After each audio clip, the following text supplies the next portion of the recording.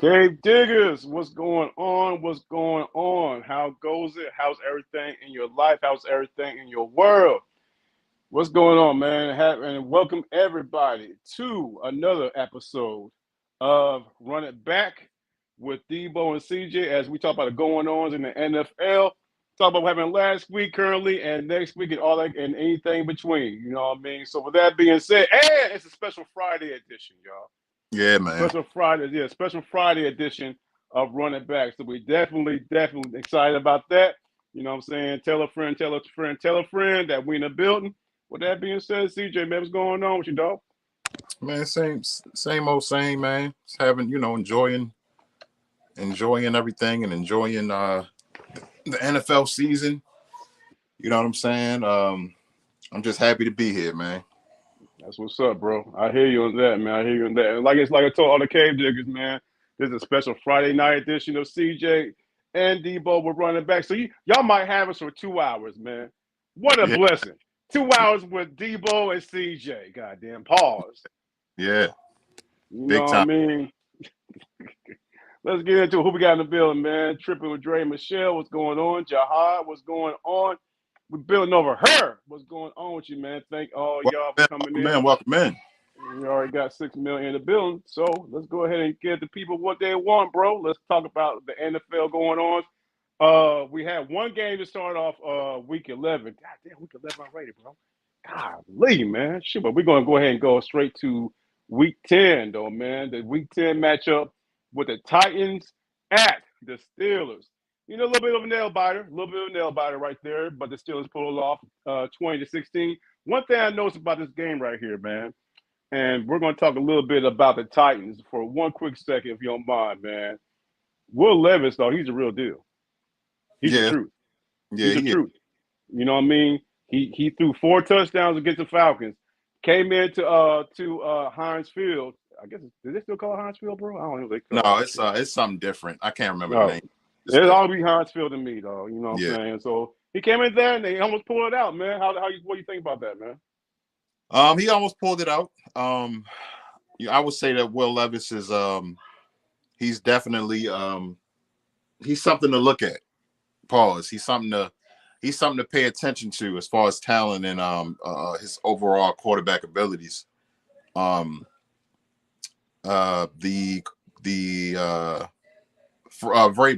Mike Vrabel, yes, the coach of the Titans. He made it official that Levis will be the starting quarterback going forward. Moving forward, bold. That's a bold move, bro. Real bold move. So Ryan Tannehill is now officially the backup to the backup. He's officially the backup to his backup. Yeah, that's embarrassing, man. That dog, man, that is embarrassing as hell, bro. But hey, man, such is life in the NFL, bro. Yeah, man, it is what it is. But Will Levis's stats: he was 22 of 39, 262 yards. He had 11.9 average, no touchdown passes, 1 interception. He was sacked 4 times. But I mean, at the end of the day, he's a rookie. And he got to still get his feet wet. But I think they obviously see something special with him to give him the start.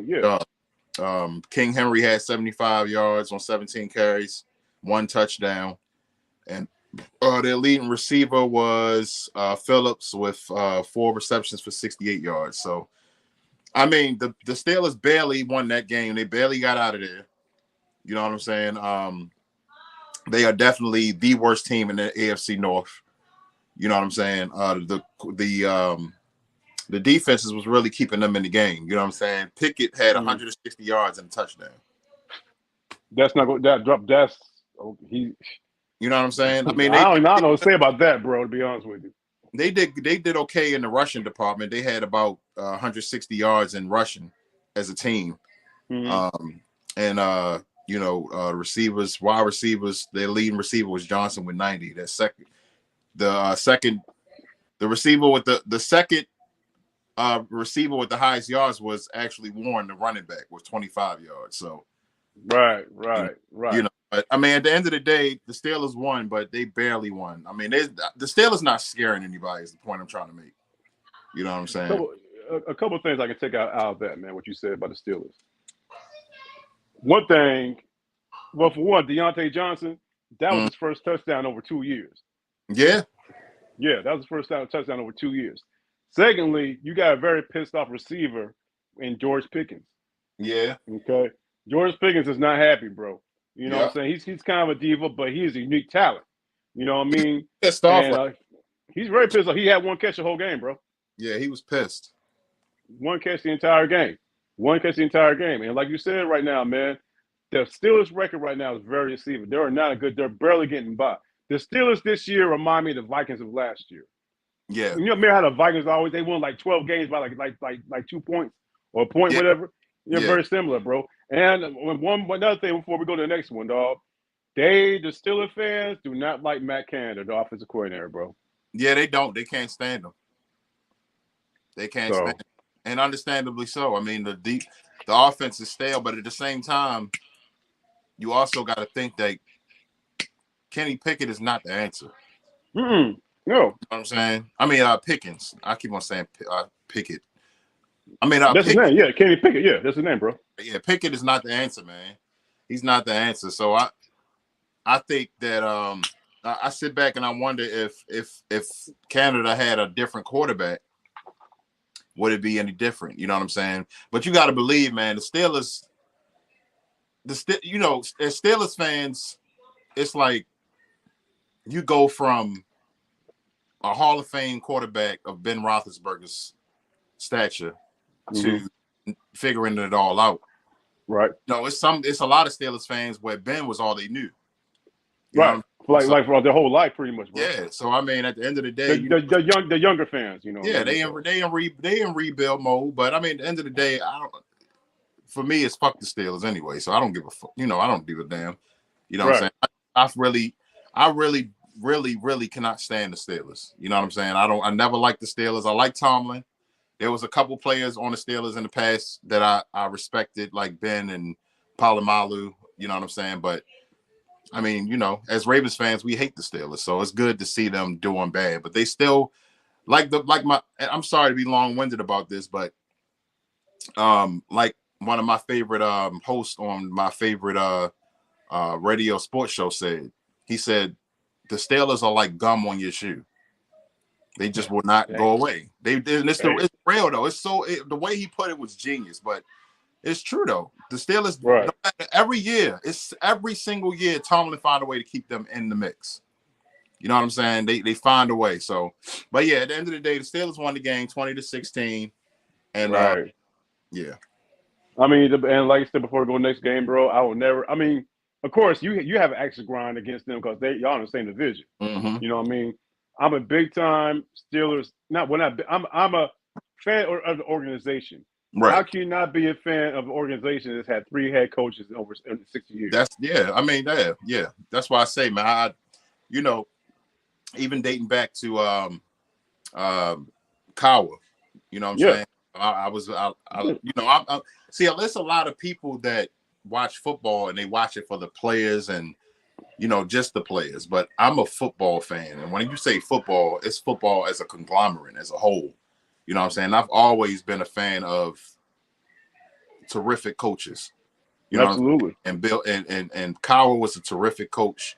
And Mike Tomlin is a terrific coach. You know what I'm saying? So I got nothing but love for them. You know what I'm saying? But, you know, as a Ravens fan, man, we can't stand the Steelers, and that's how it's supposed to be.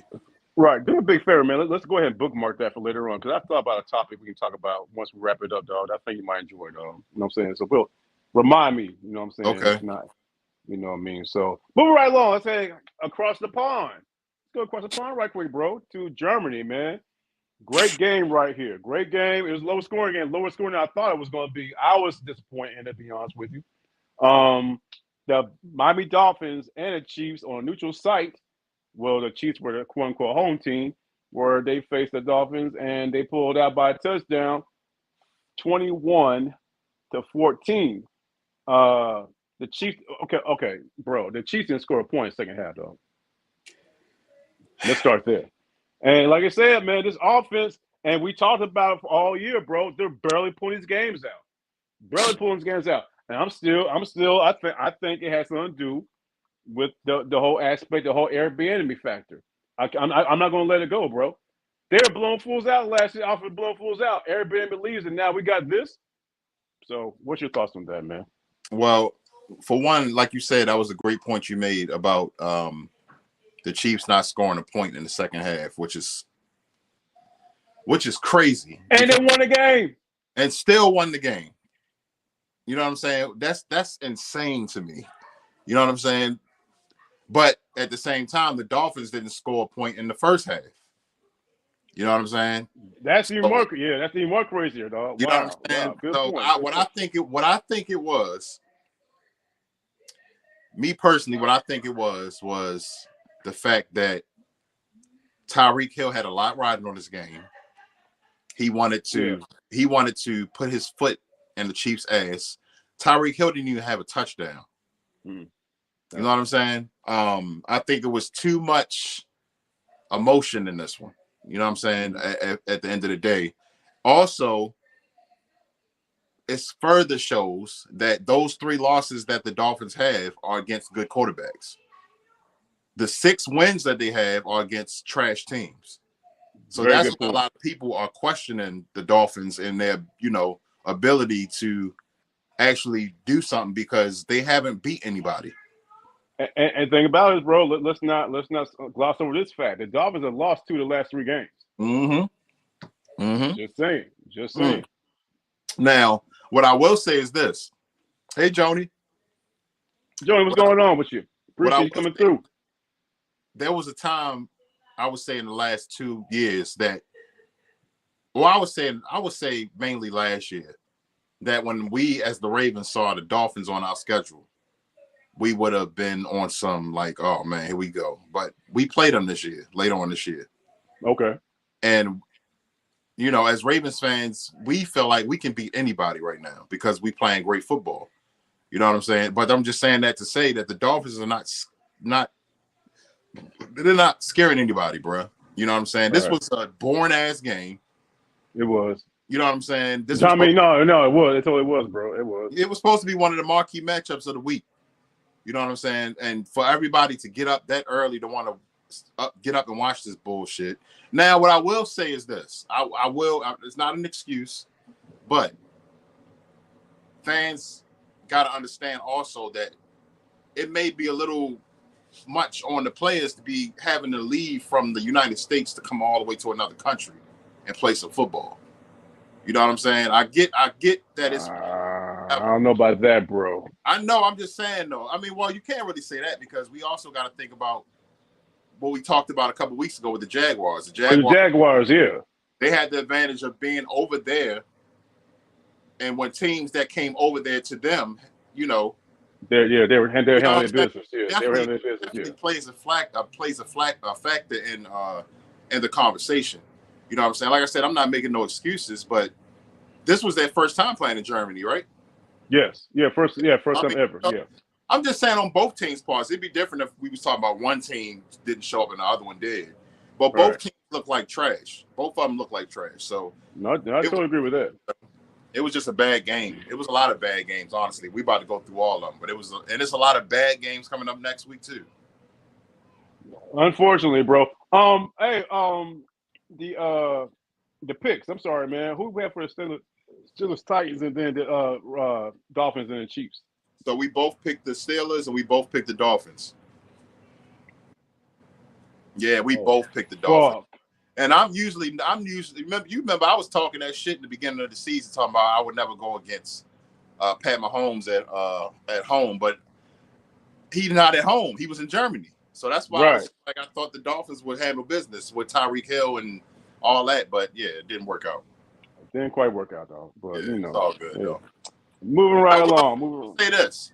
Go, what's up? Man, I'll say this.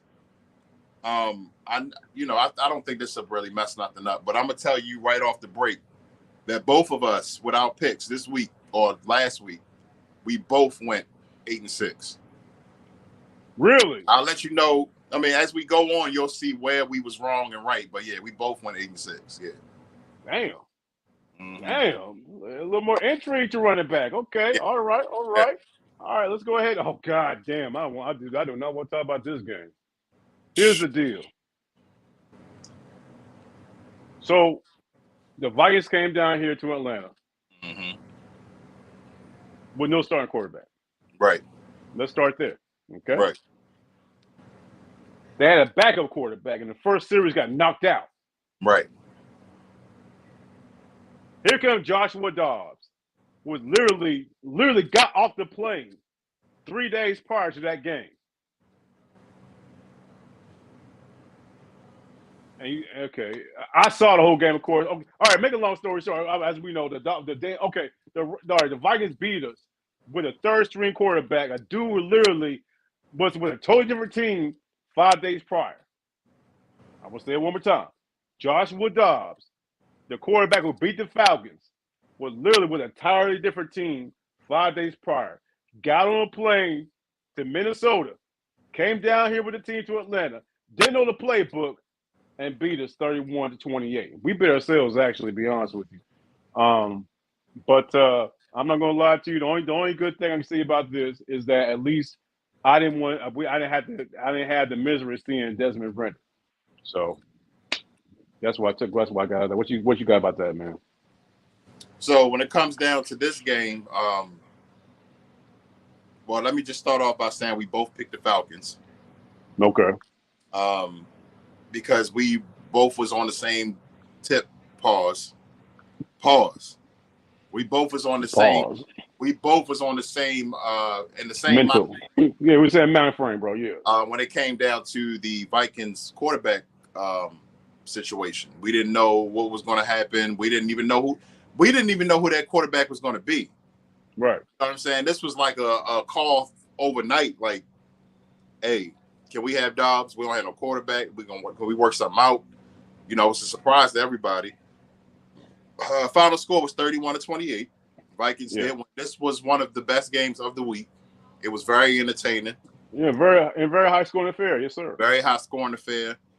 Everybody heard Dobbs' name and all of that stuff, but Dobbs was his numbers wasn't out of this world ridiculous, and he didn't even start the game. You know what I'm saying? He was not the starter of the game. You know what I'm saying? Jaron Hall was the starter of the game.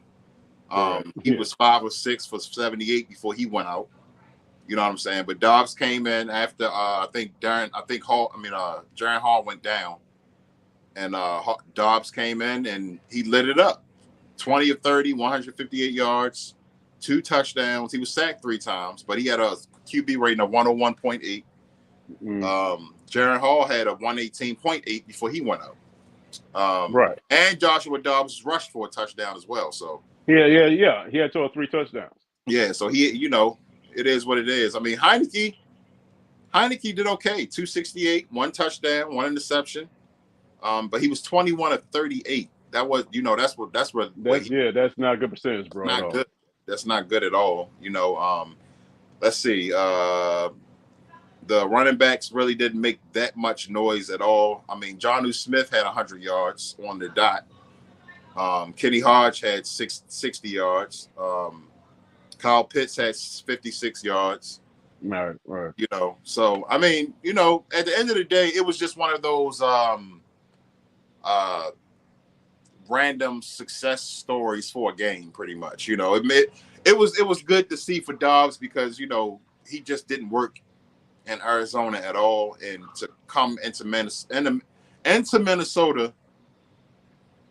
or go to Minnesota and come into a hostile Atlanta Falcons Mercedes-Benz Stadium and win that game was big. You know what I'm saying? It was huge, dog. And the thing about it is, man, Dobbs did his thing with his legs. Yeah, man, he really did. He looked good out there too. He looked good in that purple too. Pause. Like, I thought he was just gonna come out there looking goofy, but yeah, he did okay. Yeah, man, it was 3rd and 17. We had him 3rd and 17, bro, and he ran for 22 yards in one play. 22 yards. Yeah, and Scott Hansen was going crazy on Red Bone. I bet he was. Yeah, he was. He was going nuts, especially once they won. He was going crazy.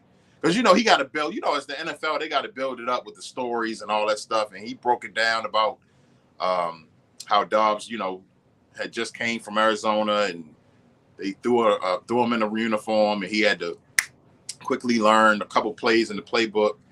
And, you know, as a Falcons fan and as a Falcons defense, I would be embarrassed because As it's, well it should, yeah. you know what I'm saying? Like, come on, man. Like, seriously. But well, yes, yeah, they should be for that game. But I got to tell you something. The defense have held it down the entire year for the team. They're still top 5 defense. Yeah. But that particular game, like you say, bro, ain't given Sunday, dog. Ain't given Sunday. That's you fact. know. So, but hey, it happens. It happens. Total side note, though. Total side note, man. I think it would be cool as fuck, dog. Now, I wish that the NFL would do this one. What NFL Network would do that, and they invited probably about 20 or 25 people. If the studio could actually do it, you know what I'm saying? Right. Invite some people into the studio where Red Zone is done and chill with Scott Hansen. You mean like fans? Yeah, fans. Man, that would be dope. That would be dope. You know what I'm saying? I would love to kick with Scott Hansen, just watch this, sit back, you know what I'm saying, in the cut and just watch this man how he does. That has to be hard, dog. It has to be hard, dog. Pause. This man has to talk nonstop for 7 hours. He does. He really does. And watch every single game. Yeah. Rapid fire. Right. They have no commercial break. Now the great thing is, see, now what it is also is we also got to give, because he always does it, but we as viewers also but should realize that these hosts would be nothing without their producers. Just like radio hosts would be nothing without their producer. Is very, very important in media. You know what I'm saying? The producers are the ones that are like whispering in their ear and telling them what to say. Yeah, he always shout out his producers because they're the ones that's constantly in his ear and keeping him up to date with what to go to next and all that good stuff like that. But it works out so good and it's so smooth. And Scott Hansen is amazing at what he does anyway. So, you know. But yeah, shout out to Scott Hansen. But yeah, he did his thing and Dobbs did his thing and the Vikings came out with the win, man. They came out with the win. Yeah, they did. Let's go ahead and head on down to New Orleans right quick, man. We had the Bears head down to New Orleans to play the Saints. You know, close game right there. Very close game, man. You know what I'm saying? So, however, the Saints pulled out 24-17. And, you know, it's a fairly decent game. I didn't watch it. You know what I'm saying? I caught up because the Falcons game was on right there. But it looks like just what I'm looking at right here. It's a fairly decent game, bro. Well, yeah, it was okay. Actually, dog, I take that back. I saw some shit. That quarterback the Bears quarterback threw 3 picks. Yeah. So I think that must have been an ugly game, man. Yeah, no, it was. I mean, it was. Personally, I just feel like any game that the Bears are involved in is a boring game anyway. You know what I'm saying? This score will make you think that it was one of the, you know, was a great game or a good game, but it wasn't. I was, you know, my plan. What I would like to do. I mean, you've been down here in my Mancave. Right. What I would like to do is get 2 TVs over there where that TV was at. Right, yeah. Yeah, just put one on this side and one on this side because I would like to have the Ravens here and Red Zone here so I can still be paying attention.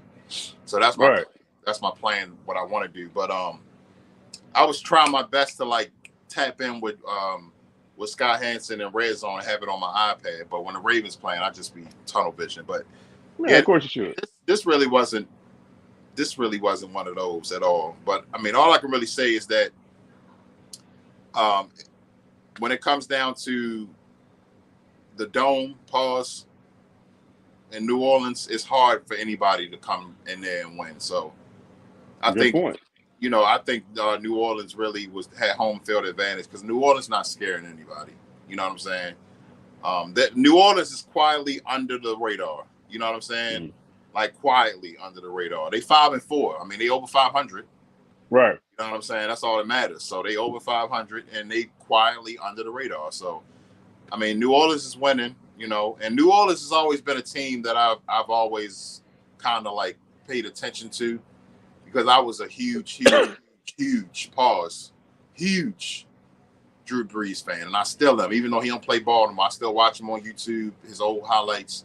Drew Brees was my man. I love Drew Brees. You know what I'm saying? So I was always checking in for them. You know what I'm saying? So I still check in. And Derek Carr is a great quarterback to me. I love Derek Carr. You know what I'm saying? Mm-hmm. So Yeah, but they came out with the win, 24-17. Badgett, they trying their best to put some angel wings on him and like he's gonna make something happen for them, but nah, it's not gonna. I'm not seeing, especially after last night, bro. We'll get into that later on, but I think yeah, dog, yeah, so yeah, but yeah, no, who had that game? We both picked the Saints. Okay, well, at least we got that right. Man. Hey, Drew Brees, man. Interesting about Drew Brees, dog. Like, because we both know he started out with San Diego Chargers, Mm-hmm. and then almost got traded to the Dolphins. That's right. Nick Saban, who the Dolphins coach, wanted nothing to do with them. You know what I'm saying? Because he has this knee situation. He ends up with the Saints. The rest is history. So it just lets you know, man, like the small things here and there that happen. Especially Nick Saban literally shaped the NFL history by not signing Drew Brees. And that man's not, and now he's doing things. And like I said, man, like peaks and valleys associated with NFL history, dog. That's why it always intrigues me. Ruby, what's going on, Ruby? How you doing? Ruby. So, yeah, let's go ahead and head up to the frozen tundra of Lambeau Field. Not frozen yet, was about to, man. Where the Rams went up there and got their asses handed to them, bro. Yeah. With a backup quarterback, Britt Rippin, who is the actual nephew of Mark Rippin, the great Washington Redskin quarterback, man. You know, so the Green Bay Packers fall out 23. What say you? Yeah, I mean, honestly, there's really not much to say about this game except the Packers did exactly what they were supposed to do against a Brent Rippin ran Rams offense. You know what I'm saying? The frozen tundra, like you call it, Lambeau Field, which is also one of the most historic stadiums in NFL history and still one of the hardest places to go and play. Right. And anytime the whole town is pretty much empty when the Packers are playing at home, that says a lot about Absolutely. that town loves their team. But anyway, Jordan Love, 20 or 26, 200 yards, touchdown. But he was sacked 4 times, but he had a QB rating of 115.5. Jones had 73 yards rushing. Musgrave had 51 yards receiving. Nobody jumped off. No clue who the hell that dude is, dog. Yeah. Is he a tight end or something like that? Or I guess he's a tight end. I'm assuming. Yeah, exactly. You know, either the starting quarterback is having a bad day or they got a backup quarterback. When Cooper Kupp and Nakua both struggled to hit 50 yards. Yeah, no, that's a quarterback, bro. Yeah, that's absolutely the quarterback. Ain't no way in the world. No, that's definitely a quarterback, bro. All day, bruh. All day. There is I bet they were pissed the fuck off, bro. That had to be the quarterback, dude. Come on, man. Cooper Kupp and Puka. What is his name?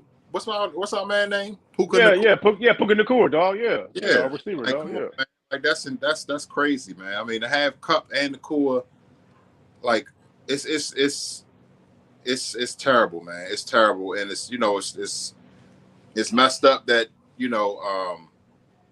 Matt Stafford is not there. Of course, and the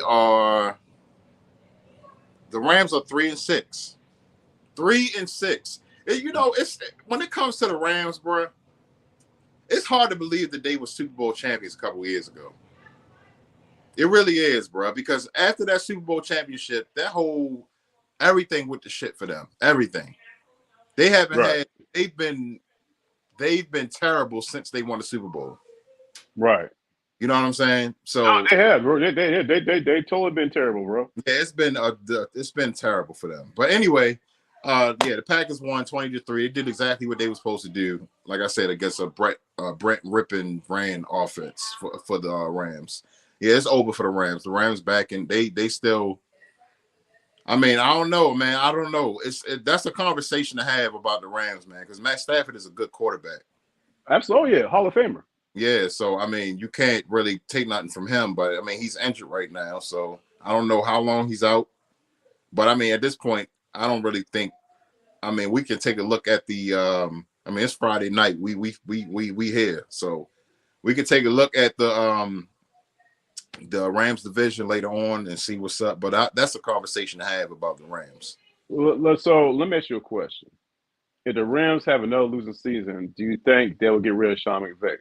Or the fact that he's basically afraid. Sean McVay is afraid of the franchise right now as a head coach. Right. So you think? I mean, what do you think is going to happen, man? I don't think so. I don't think they would get rid of Sean. At the end of the day, Sean is a great coach. He's a great motivator. He's a great leader.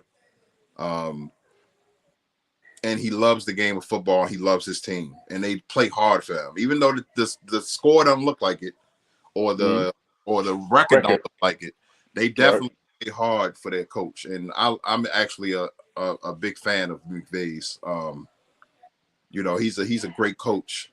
So I really don't think they'll get rid of McVay. I mean, I think that what it is more so it's like I said, that's a conversation to have because we got to look at where Stafford is age-wise and how much more does he have left in him? Do they need to draft a quarterback in the draft to start prepping him to get ready for when Matt Stafford retires? Because Stafford's been around for a while.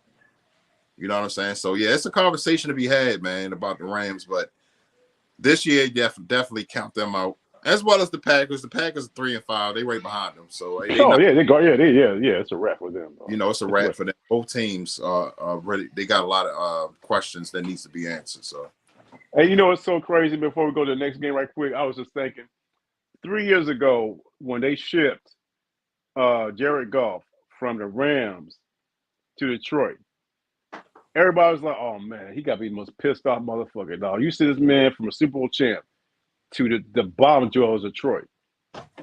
Matt Stafford comes from Detroit to the Rams, win Super Bowl. He's their golden boy and everything. How easy tables turn. That's facts. That's big facts. How easy tables turn, bro.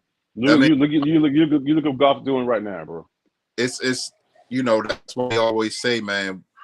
And it's so real. Like, systems are everything, man, when it comes to organizational systems. You know what I'm saying? They are everything. And if you don't fit in the system, it's a lot of quarterbacks that were stuck in a system that, you know, pretty much just watch their careers wither and die. You know what I'm saying? Mm-hmm. Because they were so loyal to an organization where they shouldn't even have been. They didn't fit. You know what I'm saying? Skill-wise. You know what I'm saying? But that was a great trade. Right. You know what I'm saying? Stafford and Goff. And respectively, you know, Stafford got his Super Bowl ring. Goff went to a system where it works for him. I mean, they've been well, it all starts with Dan Campbell, of course. Absolutely. But you know, Goff is he's in a great situation, and we still can't count the Lions out. The Lions are still a great organization and a great team. And I still see them making it to the playoffs and all of that. Oh, yeah, of course. But of course. Yeah. Of course. We're right. Total side note before we move along. Let me ask you a quick question, right quick, bro. I got ear for things. Mm-hmm. Is Shereese on the phone with Sony right now? They live. I knew it. Can you hear her? I hear everything, bro. That I hear it. Yeah. I was like, man, yeah, I hear it. I totally hear it. It makes shout out to YouTube, right? Shereese, shout out to Essence and Sonya. You know what I'm saying? Yes. From Mancave. Sonya and Shereese doing a duo live right now. They both live. I knew it.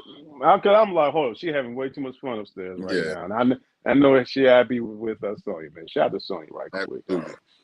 Let's head on. Let's go to New England. Oh God damn, it's a trashy ass game. Bruh, if you really think about it, since we started, we haven't talked about a good game yet. That should say a lot right there.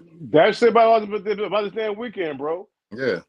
You know, so oh my bad. Who we have for that Rams Packers game? We both picked the Rams. Oh goddamn, yeah. Okay. So let's go ahead, man. The Washington Commanders, you know what I'm saying, head on up to Foxborough to face the Patriots. Nail biter. Well, as I say that very sarcastically, nail biter. The damn Commanders win 20-17. I have not seen the stats. I want to see the stats. CJ, you're a stat man. What were the stats? Because I don't So want to see this shit, to be honest with you. this was again one of the most boring games. Again, people would look at the score and be like, "Oh yeah, this is the one." You know what I'm saying? Like that was. I gotta go watch this replay. No, you didn't miss nothing. Now, what I will say is Sam Howell had a great game. Somewhat. I was somewhat. You know. The score is 2017. Had a great game. Stat wise, he threw for 325 yards. Okay. You know what I'm saying? He threw for 325, but he was 29 of 45. He threw it 45 times. He completed 29 passes to 11.2 average. He had 1 touchdown, 1 interception, 3 sacks. He was sacked 3 times. And he had an okay QB rating, 84 even. And nobody really jumped off the page. McLaurin had 73 yards receiving. Mm-hmm. Patriots, Ezekiel Elliott is done. Done. Oh, really? He was done before he left Dallas. I really get real annoyed when I hear people say, "Oh, Ezekiel Elliott, he go to the Patriots and now his career is over." No, his career was over before he came to the Patriots. He was still trash in Dallas before he left Dallas. So, let's put that into perspective. Mac Jones is trash. 24 of 44. I don't know. Hey, tell that we been over here. We've been over here said Mac Jones is a good quarterback, though. He said a couple weeks ago. It's absolute trash. 220, 1 touchdown, 1 interception, 66.5 QB rating. I ain't even gonna get started on these stats. Stevenson, the running back, had 87 yards rushing. Solid running back. Solid. Ramondre Stevens, solid running back. It's just a shame he's up there right now, bro. Yeah, the Patriots are the. I tell you one thing. I personally feel like it's time for Bill Belichick to go ahead and retire. Go ahead and just go out. You don't need no more money. You're not doing it for money. No. And the thing about it is, bro, people always remember what you did last. Feel me? Don't nobody give up for right, because right now the other Super Bowls he won shit don't mean shit. Don't mean nothing. Everybody's remember this man literally deteriorating on the sideline. Well, not just that. We also got to look at the fact that a lot of people are already discrediting his legacy in a way because they if it wasn't for Tom Brady, what would you be? You know what I'm saying? Brady leaves. That's why I still say that Tom Brady is King Petty, because Tom Brady leaves, because Brady could have went out on top with 6 Super Bowls. You know what I'm saying? He could have went out on top with just 6 and just been like, you know what, I'm gone. And Belichick's legacy still would have some type of standing. You know what I'm saying? Yeah, it still would have some type of standing to it. But for Brady to leave the Patriots and go to Tampa Bay and win a Super Bowl in his first year there, But how is that petty? That's a conversation too, bro, in its own. Right. Tom Brady deserves a whole conversation by itself. Right. But Brady, but he wasn't done yet though. He wasn't done playing. He wasn't. In the environment he was in, and we gotta realize we're talking about Tom Brady ranks up there with Michael Jordan and Tiger Woods as one of the best competitors ever walked the face of the earth. He beat Jordan. Yeah. True. Yeah. I'm saying, but that's why I'm saying Tom Brady deserves. Let's not get it twisted. A lot of people don't like Tom Brady. You know what I'm saying? A lot of people don't like Brady because of his legacy with, the Patriots and the Deflate Gate and all that good stuff like that. And that's true. Tucker rule, let's not even get started with the Tucker rule. The Tucker rule, dog. I don't want to. Bro, that's why I'm saying he deserves a whole episode to himself. You know what I'm saying? And then when I say myself, with my boys, the Ravens, the Patriots and the Ravens at one point was one of the best rivalries in the league. And then, I mean, they really didn't consider it a rivalry because it wasn't in like the same division, but they considered it a rivalry because there was a lot of great moments and great games between Joe Flacco and Tom Brady. If you Well, I go mean, back in time, look at those well, Patriot Ravens games, it's a lot of great classic matchups. You know yeah. what I I'm mean, saying? who had more classic matchups, bro? Like, who had more classic matchups, Brady and Flacco or Brady and Manning? Well, Brady and Manning, that that's more so of a that's not just a Colts Patriots thing. That's a Brady Manning thing because even once Manning left and went to Denver, it was still the same thing. You know what I'm saying? I think that was more so of a mutual respect too thing. Like Brady actually looked up to Peyton Manning. You know what I'm saying? He actually looked up to him, even though he had more rings than him. He looked at him like that quarterback, like the mechanical, the genius. Like I've heard these things from Brady's mouth. Like he looked up to this man. You know what I'm saying? So that, but I just say and I'm getting away. I know we got a lot more games to cover, y'all. No, you good, man. Take your time, bro. You good. Dude, man, we you know what I'm saying? This is what Right. we, you know what I'm saying? But yeah, Brady, that's a whole different story. I could talk about Brady for hours, man. I mean, a lot of people don't like him, but I love Brady, man. As far as he's the GOAT, he's definitely the GOAT. Nobody can say anything different. He's definitely the GOAT. You know what I'm saying? And I still say he had more in him before he left Tampa Bay. I still say the fact that the man was still before he left, he still was in the top 5 passing yards, touchdowns, and completion percentage. Right. Right. See, it says a lot about a player that when a player retires, man, you still yearn to see him what he can do on the field. Not the same. A la Calvin Johnson, a Yes. la Barry Sanders. Yes. Barry Sanders had played in Denver 20 years. That's But true. because of everything he did, and mentally, I'm like, this dude can still go on the field, do his thing. Say, hey, no, he can't. But because he left on top, Bruh. you always remember what motherfuckers did last. You know what I mean? So that is beautiful, bruh. I ain't even think about that. The way you just put that is absolutely that's a great point because right. That's another conversation in its own. Like we know what our conversations we have on our show. Like players that cut their own career short. Troy Polamalu, another one. Yes. And Troy, the only reason he retired because Troy said out his own mouth, he said, I want to be able to be with his kids, still be able to play with my daughters. I still want my daughters to be able to grow up and be able to play with daddy and go to things with daddy and enjoy life with daddy. That's he quit the game of football for his kids. Yeah. You know what I'm saying? And you see a lot of that later. I mean, look at goddamn fucking Luke Kuechly. Oh man. Yeah. He shut down. Damn, man. His name was in front. Luke Kuechly was on his way to being one of the greatest linebackers. Well, on his way to be a top tier linebacker in NFL history. I forgot about Kuechly, bro. Patrick Willis. Patrick Willis for the 49ers, bro. Yeah. Kuechly was one of my favorites, bro.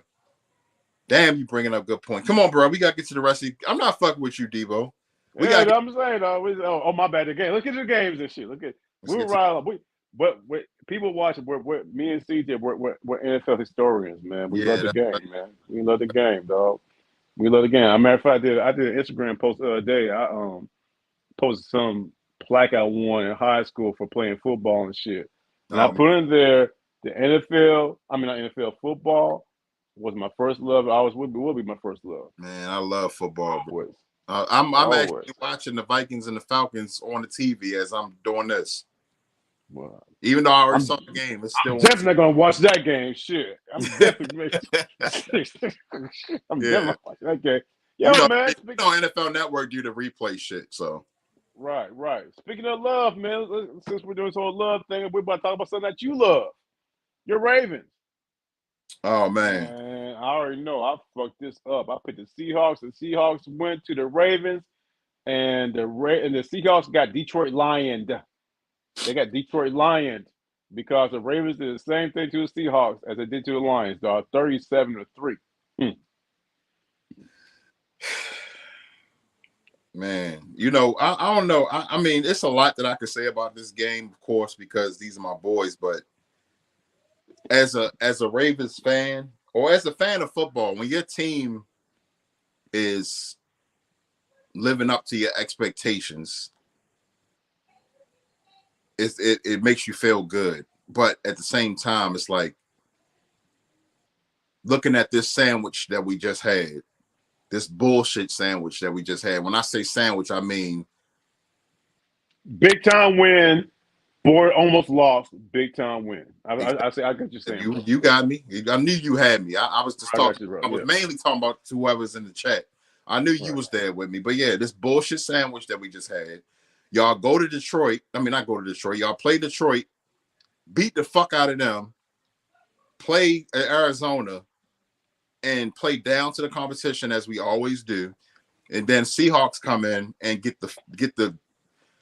I mean, we beat the shit out of the Seahawks, bro. Like that was just embarrassing to watch.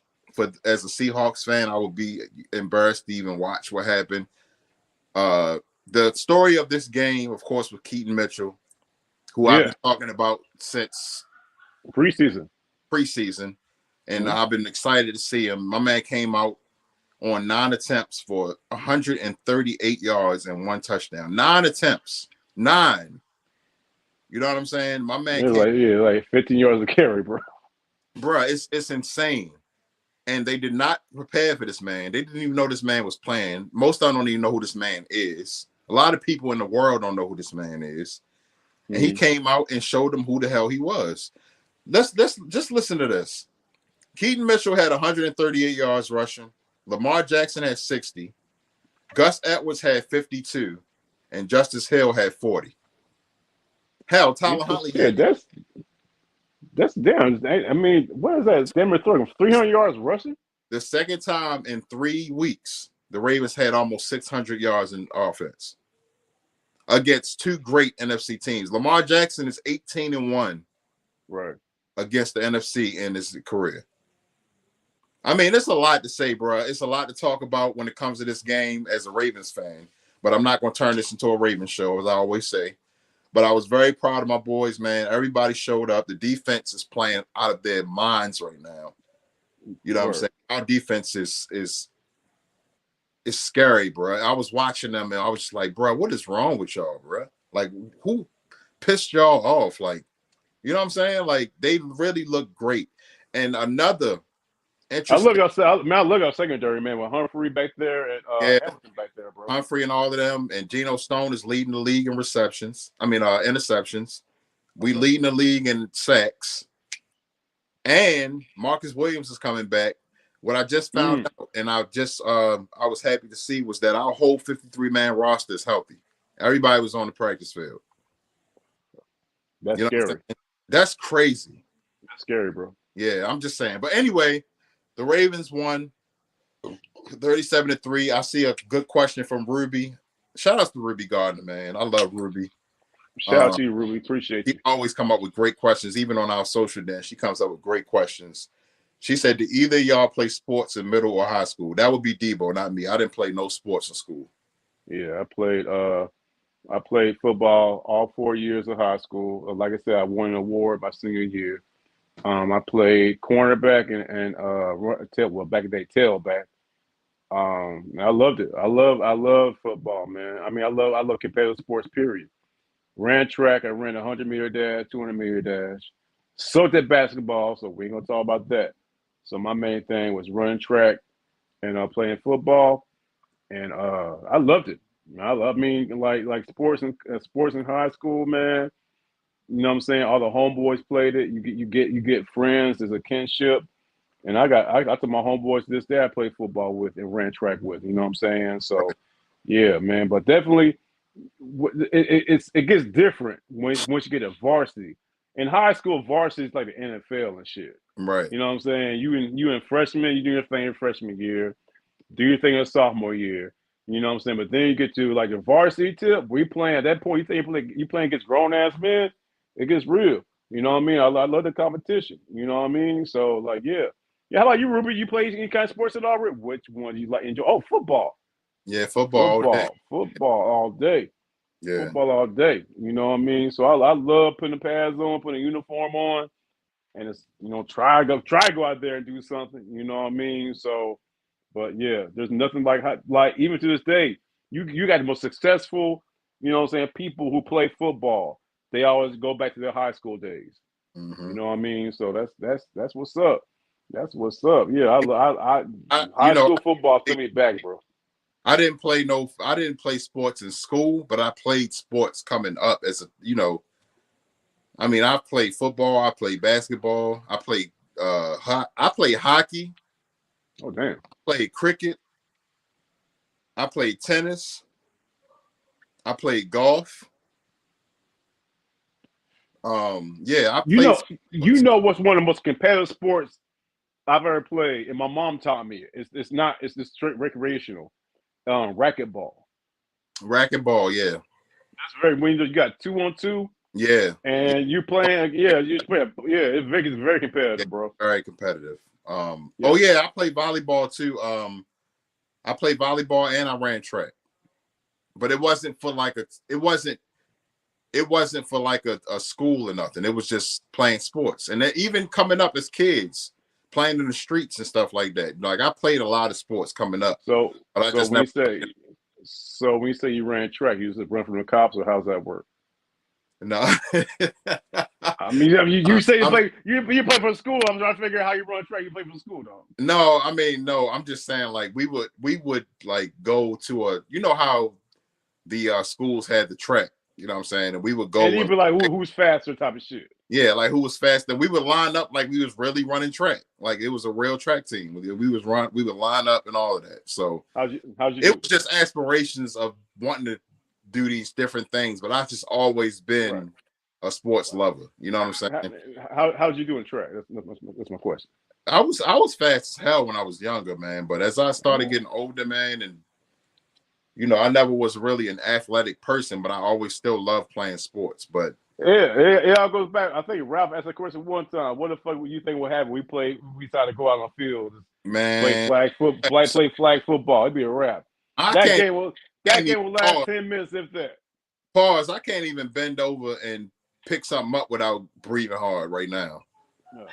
You know what I'm saying? So I'm very out of shape. I'm not an athletic person at all.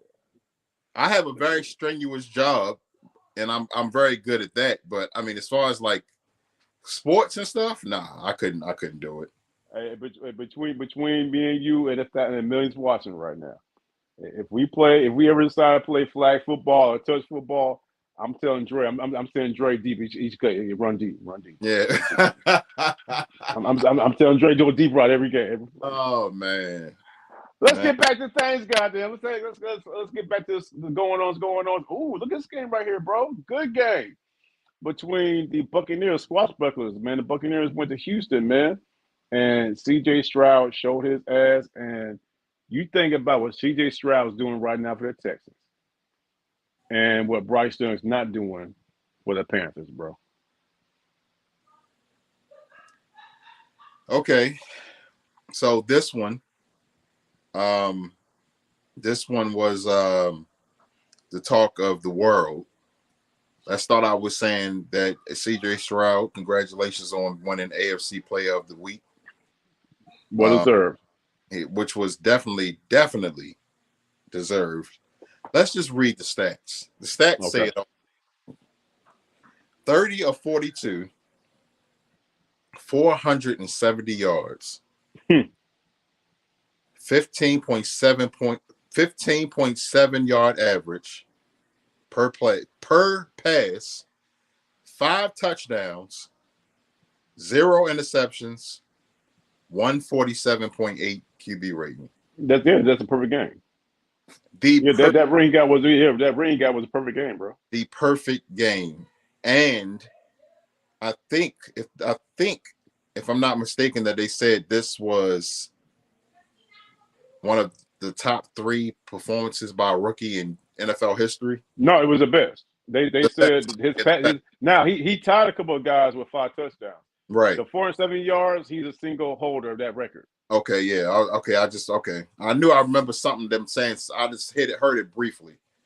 But yeah, he had the greatest rookie performance in history in a game. You know what I'm saying? How about can we talk about Noah Brown? Who? Noah Brown, their receiver, the leading receiver for the Texans. Oh. Noah Brown. He was 6 of 6. He had 6 targets, 6 receptions for 130 yards. I mean, he put up the damn Nakua numbers then. Shoot. I mean, See okay. something right quick. He played for Noah Ohio Brown. State. Yeah. I don't know. Is he a rookie or that means goddamn because he Stroud played for Ohio State. Yeah, he played for Ohio State, and he's been in the league for 7 years. Oh, okay. This dude had 153 yards, bro. God damn. Yeah, 153 yards. And then the tight end Schultz, of course, he had 130 yards. Dell had 114 yards. Damn. Like, yeah, he threw to 3 people, and all 3 of them had over 100 yards. I mean, he was dominant, bro. Just watching his performance, everything was working. Bro, pass distribution. Yeah. And that's what's up, man. That's what's what up. We're not going to do, though. Y'all know how, people that's been watching the show all season, y'all know your boy. I've been riding the Baker Mayfield train, pause. You know what I'm saying? So, what we're not going to do is take nothing away from Baker. You know what I'm saying? This was a great game. This was the game of the week. Baker Mayfield, 21 of 30, 265, 2 touchdowns, no interceptions, 119.4 passer rating. The numbers just didn't do the same. You know what I'm saying? The dominance wasn't the same. The score can be very misleading. 39 to 37, you would think that Baker had the same, he would have like the same stat line as Stroud had, but it just wasn't that. It just things happened at the right time for the Bucks for them to stay in that game. You know what I'm saying? But yeah, CJ Stroud was the man of that game. He was the man, and if he continues to play like that, yeah. No. I mean, I can't see him. I can't see him like digressing, bro. He's doing this every fucking week. Every week, and they 4-4. They 4-4. I know that's not saying a lot, but they 4-4. They are 4. Well, I think it's saying a lot since you got primarily some rookies on your team and a rookie head coach. Name the people in their division. I mean, name the other teams in that division. Jacksonville, Indy, and Tennessee. Jacksonville, Indy, and Tennessee. Yeah, so the only two. Jacksonville is the best team, but Jacksonville is the only one they got to really worry about because the Colts and the Titans ain't doing shit. Oh hell no. So I mean, it's not out of the question for them.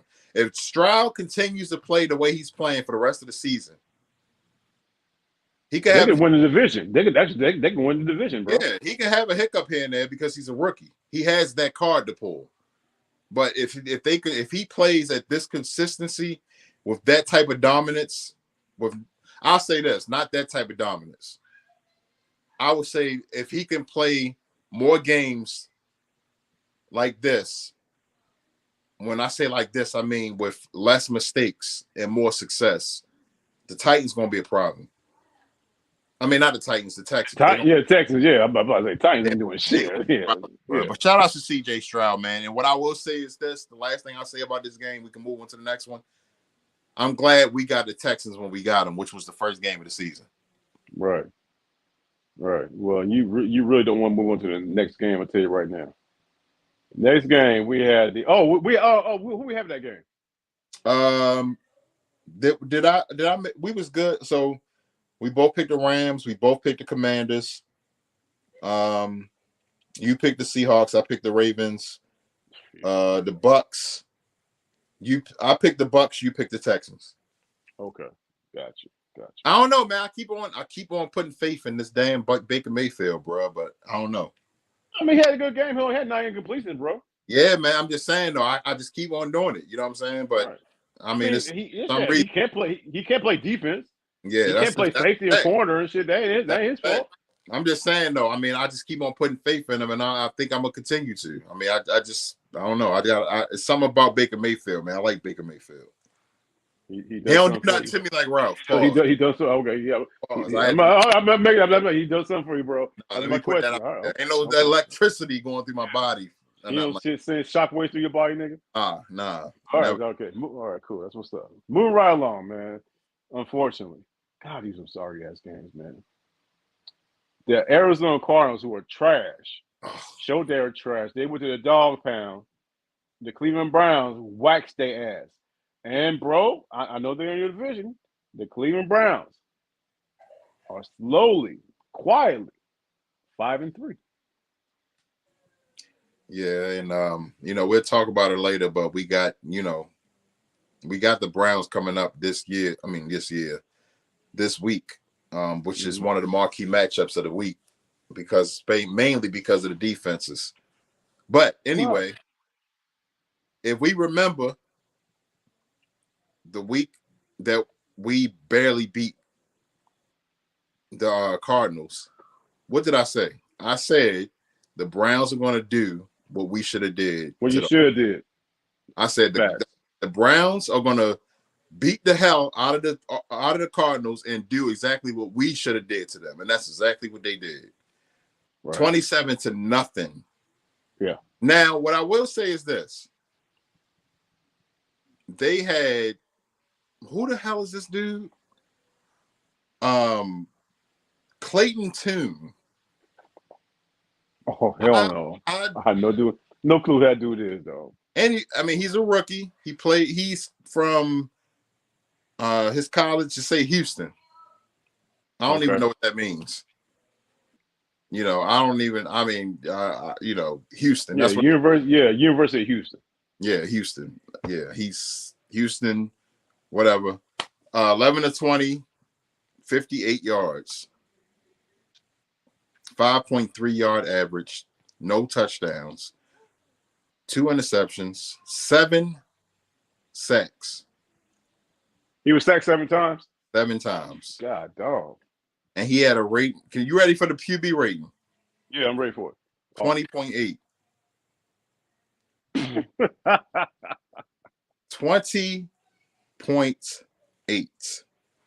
Marlon Brown, Hollywood Brown, right? Former Raven. 8 targets, 4 receptions, 24 yards. That was the leading receiver. God, yeah, that was it. That was it. So yeah, what it was. Deshaun Watson, he 19-30, 219, 2 touchdowns. He did his part, 107.5. But the defense was the story of this game. Now, Amari Cooper did have 139 yards. He had 5 targets on 5 receptions, so he was perfect. But the defense is what really won this game for them. 0 yards. They're not just the defense, but it was the defense against a rookie quarterback that nobody never even heard of. You know what I'm saying? Right. I still say, I don't care what nobody say. If Dobbs was still there, they would at least scored a touchdown, at least. You know what I'm saying? So I don't care. I ain't trying to hear none of that. You know what I'm saying? It's amazing though. One thing about it, bro, how many rookies have really played this year? Who? We've had shit. Across the league. Oh, across the league, yeah. A lot of rookies have been forced to play. Yeah, that's true. They've been forced to play because the starter went down. So you can't really put nothing on Tune. But what I will say is this: the Browns feeling themselves, especially coming off a win like that, dominance, 27-0. But y'all coming from Clayton Tune to Lamar Jackson. Come on, bro. You know what I'm saying? That's all I'm gonna say about that. I ain't gonna get started on this Brown shit because Myles Garrett already in the media talking shit and all of that. Come on, bro. Well, I think at the same time, you can't say that, bro, because that same Arizona Cardinal team shut down Lamar Jackson. Yeah, because and again, that's true. You absolutely right. But like I say, the Ravens, man, they gotta chill with that playing down to the competition shit, bro. They really do. I don't get it. I just don't understand it. Y'all had the Cardinals sandwiched by two NFC Powerhouses. juggernauts. You know what I'm saying? That y'all beat the hell out of, but y'all almost beat I mean, whatever, man. But yeah, the Browns beat the hell out of the Cardinals 27-0, as I knew they would. I knew exactly what they was going to do, and they did exactly what I thought they was going to do. It should go without saying we both played the Browns, I'm assuming. Yes, absolutely. Okay. All right. Let's go ahead and head on down to Carolina. Shout out to Real Ralph. And the Colts went there, and the Colts held their business against at this point, a putrid, horrible, awful Carolina Panthers team. I don't know which one's worse, man. The Panthers or the goddamn Cardinals, bro. Is it okay if I just say that the Colts won this game 27-13? I'm totally fine with that, bro. Okay, let's move on. Let's move on. Who have that game, dog? Whoa. Did you pick the Panthers? No, we both picked the Colts. All right, just making sure. I know, because I know you're trying. You know. Remember, I said I wasn't going to pick the Colts. I mean, pick the Panthers in a row. That's time. Yeah, and Cave Diggers, do y'all mind we move on? All right, they don't mind either. Bryce Young, shout out Bryce Young, three interceptions. Let's go. Move on to the next game. All right, let's go to this game right here. Okay, so midweek, the Vegas Raiders got rid of Josh McDaniels, long overdue, and they brought in interim head coach Antonio Pierce, which at this point I still can't believe this man's a head coach. Yes. Antonio Pierce, one of the best linebackers who played for the Giants back in the early 2000s, 2004, 2005, and he won a Super Bowl with them as well. This man's a head coach now, bro. Yes, sir. This man's a head coach, and did he ever coach their asses off of that game, man? 30-6, and I don't know if you saw the post-game speech he gave them boys, how fired up they were, and the main person I saw the biggest smile on his face was goddamn Devontae Adams, dog. Absolutely. Devontae Adams was not happy with the coaching staff. He was not happy with the organization. There's a lot that happened during the course of that whole transition of coaches when it came to Pierce stepping in for McDaniels. Not only did they get rid of McDaniels, they got rid of the general manager as well. Okay. But yeah, Pierce came in, and he whatever he said to them, they believed in what he was talking about. You know what I'm saying? They definitely believed in what he was talking about. You know, it was a very inspiring thing to see, because CJ Stroud was the talk of the week. He was the biggest talk of the week. But of course, Pierce, I would say that Coach Pierce was the second most talked about person. I agree with that. I agree with that. You know what I'm saying? They were really talking about him. Aiden O'Connell, which was the starting quarterback for the Raiders. 16-25, 209. He had no touchdowns, no interceptions, no sacks. 90.3 rating. Josh Jacobs, 98 yards. Rushing. One of the most underrated running backs in the league, bro. That's a fact. But you know, they came through, man. They definitely came through. The defenses came through for them as well. But yeah, I mean, they played for Coach Myers. I mean, not Coach Myers. Coach Pierce. Mark Davis, you know, he came out and he, you know, found out that he could apologize to the whole team. He apologized to I didn't see that.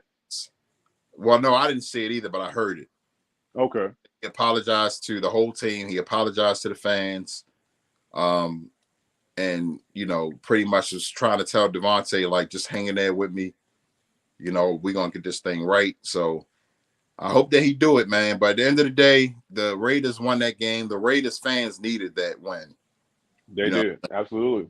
And I know, you know, people see that when it comes to records, people see that first number is higher than that second number.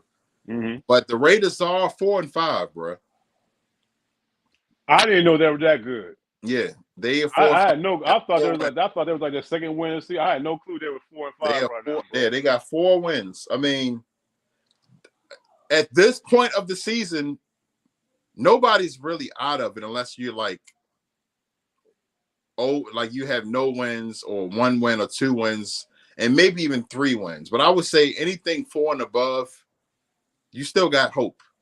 Right, because because the determining factor is that extra game. The extra game and your division. Right. Well, you know what I'm saying? You got to think about the division too. That's a good point because the Raiders right now, the Broncos suck. The Broncos Chargers be charging. Yes. You know what I mean? So they got a chance, dog. They got a chance.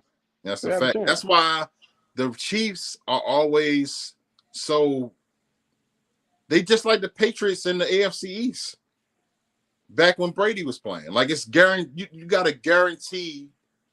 It's a guaranteed division title every year. Mm-hmm. When the rest of the teams are trash. True. You know what I'm saying? So yeah, but the Vegas Raiders won 30-6, man. I mean, against a terrible it's not looking good for the Giants, dog. For one, you know what I'm saying? Daniel Jones out for the season. Daniel Jones is out for the season. They're starting Tyrod Taylor's out for a few weeks. Their quarterback name is something DeVito. Tommy DeVito. Sound like he's from The Sopranos or some shit. Yeah, exactly. He looks from a mob movie. You know. The hell? Yeah. God, dog. But through it all, man, Saquon still had 9 yards rushing, dog. Yeah, so. Saquon. Yeah, I mean, another one that I feel like is wasting his career. You know, it is what it is. Two guys right now who are wasting their careers play that same game. Saquon and Devontae Adams, in my opinion. Mm-hmm. That's a fact. fact. Opinion, man. That's a fact. In the top 2. So, yeah. Moving right along, man. And this game, I don't know if you saw this game or not. I saw it. I was at the sports bar with my homeboy. Very exciting game. Extremely exciting game. The Cowboys went to the Eagles. Lost the game on a CeeDee Lamb catch. CeeDee Lamb was 4 yards shy of the end zone for scoring. Time ran out. The score was Eagles 28, Cowboys 23. Extremely entertaining game, man. Did you watch that game at all? I watched the whole game. Yeah, so very entertaining game, bro. Very entertaining game. What you got? Well, I mean, when it came to this, remember when I told you I said I could see myself only watching 3 games last week, and I said it was the Ravens and Seahawks, the Cowboys and the Eagles, and the Bills and the Bengals. Okay, and that's pretty much what I did. You know, I was checking in on the red zone, on red zone with the rest of the games.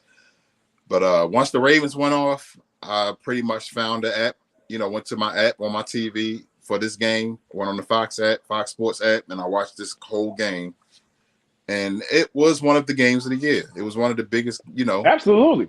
It was one of the games of the year, and as it should be. I mean, when it comes down to divisions, you look at who are the top 2 teams and what 2 teams always give you the best performance as far as like, entertainment wise. And when it comes to the NFC East these days, it's the Cowboys and the Eagles. You know what I'm saying? So, I mean, right. Absolutely. Yeah. So because Commanders and Giants suck. Yeah, Commanders and Giants suck. Now, back in the day, not back in the day, but when Eli was playing, there was a time when Eli was playing, it was the Eagles and the Cowboys. I mean, not the Eagles and the Giants and the Cowboys, or the Giants and the Eagles. You could flip flop. Right. We never could really flip flop with the Redskins, though. It was. I mean, that's another conversation. Like when it comes to the Redskins or the Commanders as they are now, but whatever. I mean, to me, they'll be the Redskins, bro. I know that's not. I mean, they're Redskins. They're all Redskins to me too, but anyway, yes, the Philadelphia Eagles, the best team in the league right now, especially record-wise, 8-1, 28-23. Dak Prescott, 29 of 44, 374, 3 touchdowns. He was sacked 5 times, and there was a lot of critical sacks as well. a lot of crunch, not crunch time. I saw But a lot. Yeah, a lot yeah, of momentum in the sacks, momentum, man. yeah, It's momentum like he was sacks. taking sacks that were taking them out of field goal range. Exactly, especially at the end of the game. Right. And Especially it's like this man gets sacked at the worst times. Actually, they were in the red zone 3 times and came away with 6 points. Where they could away touchdowns. Yeah, Possibly, so if you think possibly. it could have blew the Eagles out. So yeah, but anyway, Tony Pollard had 51 points. CeeDee Lamb, 51 points. I mean 51 yards. I'm sorry. CeeDee Lamb, Lamb, man. Tony Pollard playing basketball now, nigga. What the fuck? I know, right? No bullshit. CeeDee Lamb went absolutely crazy though, man. 16 targets, 11 receptions, 191 yards, bro. Damn. But the only thing is, he didn't have no touchdowns. So they'll probably. You think they might have been not garbage time minute catches, but like catches where he had to make it. Well, of course, every catch has to be made. Well, no, I mean, yeah. I mean, some of his. I know what you're saying. Like maybe I consider garbage time more so if you're losing and it's blown out. If you're getting blown out and it's garbage, that's garbage time shit. Right. But I feel like when it's a competitive game, ain't no such thing as garbage time. Because every yard counts, especially when you lose. He basically was getting them where they need to be, but Dak didn't start dacking. Right. Exactly. Okay. I mean, he got 16 targets. He threw it at him 16 times. And that's something. I mean, that's a wide receiver's dream. I mean, he's the number 1 receiver on the team anyway. So. Oh, but bar none, yeah. Yeah. I mean, but so and on the other side, Jalen Hurts, 17 of 23, 207, 2 touchdowns. It wasn't nothing special. He had 3 sacks. He was sacked 3 times. Mm-hmm. You know what I'm saying? Swift only had 43 yards and touchdowns. Jalen Hurts actually threw for 2 and ran for 1. You know what I'm saying? Now, this is the one. Our boy, Mr. Brown. AJ. Okay. Yes. 66 yards receiving. That's it. Did not hit 100 yards for the first time in forever. Well, if he did, that means then Devontae Smith must have, right? Or no, nobody hit 100 yards on the Eagles side. Wow. Yep. So that says a lot about the defense of the Cowboys, for one. But it doesn't really say a lot because it's like y'all, just like the Ravens and the Steelers. I mean, y'all know each other so well, so that's what's supposed to happen. You know what I'm saying? Right. But at the end of the day, it was a great game. This one definitely lived up to the hype. You know, this was actually, I feel like this should have been a Sunday or Monday night football game, but it is what it is. You know, Cowboys can't get every single big time marquee matchup. So, but the Eagles won, and we both. No, I'm sorry. I picked the Cowboys. You picked the Eagles. Got you. Okay. Close game. Close game. Go and that's one of those games. I can watch again. Unlike on replay. Oh yeah, it was a great game, man. I could definitely watch the game on replay and watch the whole game, bro, because how entertaining it was. Man. Yeah, I mean, Jalen Hurts is out of this world good. I mean, he's a great quarterback, and Dak Prescott, even though only reason Dak Prescott gets as much grief as he gets is because he's the quarterback of the Dallas Cowboys. You know what I'm saying? But Dak Prescott is a great quarterback. You know, it was 2 great quarterbacks. Is he? Is he? I'm sorry. Go ahead. What you say? No, I'm asking you. He's a great quarterback. I really like Dak, bro. I really do. I really think that what I think when it comes to Dak, I think he's just like any other Dallas Cowboy quarterback. I feel like Romo and Aikman, etc. Yeah, he has too much. It's Jerry's world, bro. I mean, I feel like if the Dallas Cowboys quarterbacks of today and of old didn't have that as much pressure as they had on their shoulders as for being a Cowboys quarterback, that they would be even better than they are as a Cowboys quarterback. Me personally, that's just me. You know what I'm saying? Yeah. I just feel like it's too much. I just feel like it's too much on their shoulders, bro. You know what I'm saying? Especially when it comes to Jerry himself. Jerry, yeah. You know what I'm saying? McCarthy, it don't matter who the coach is. Look how fast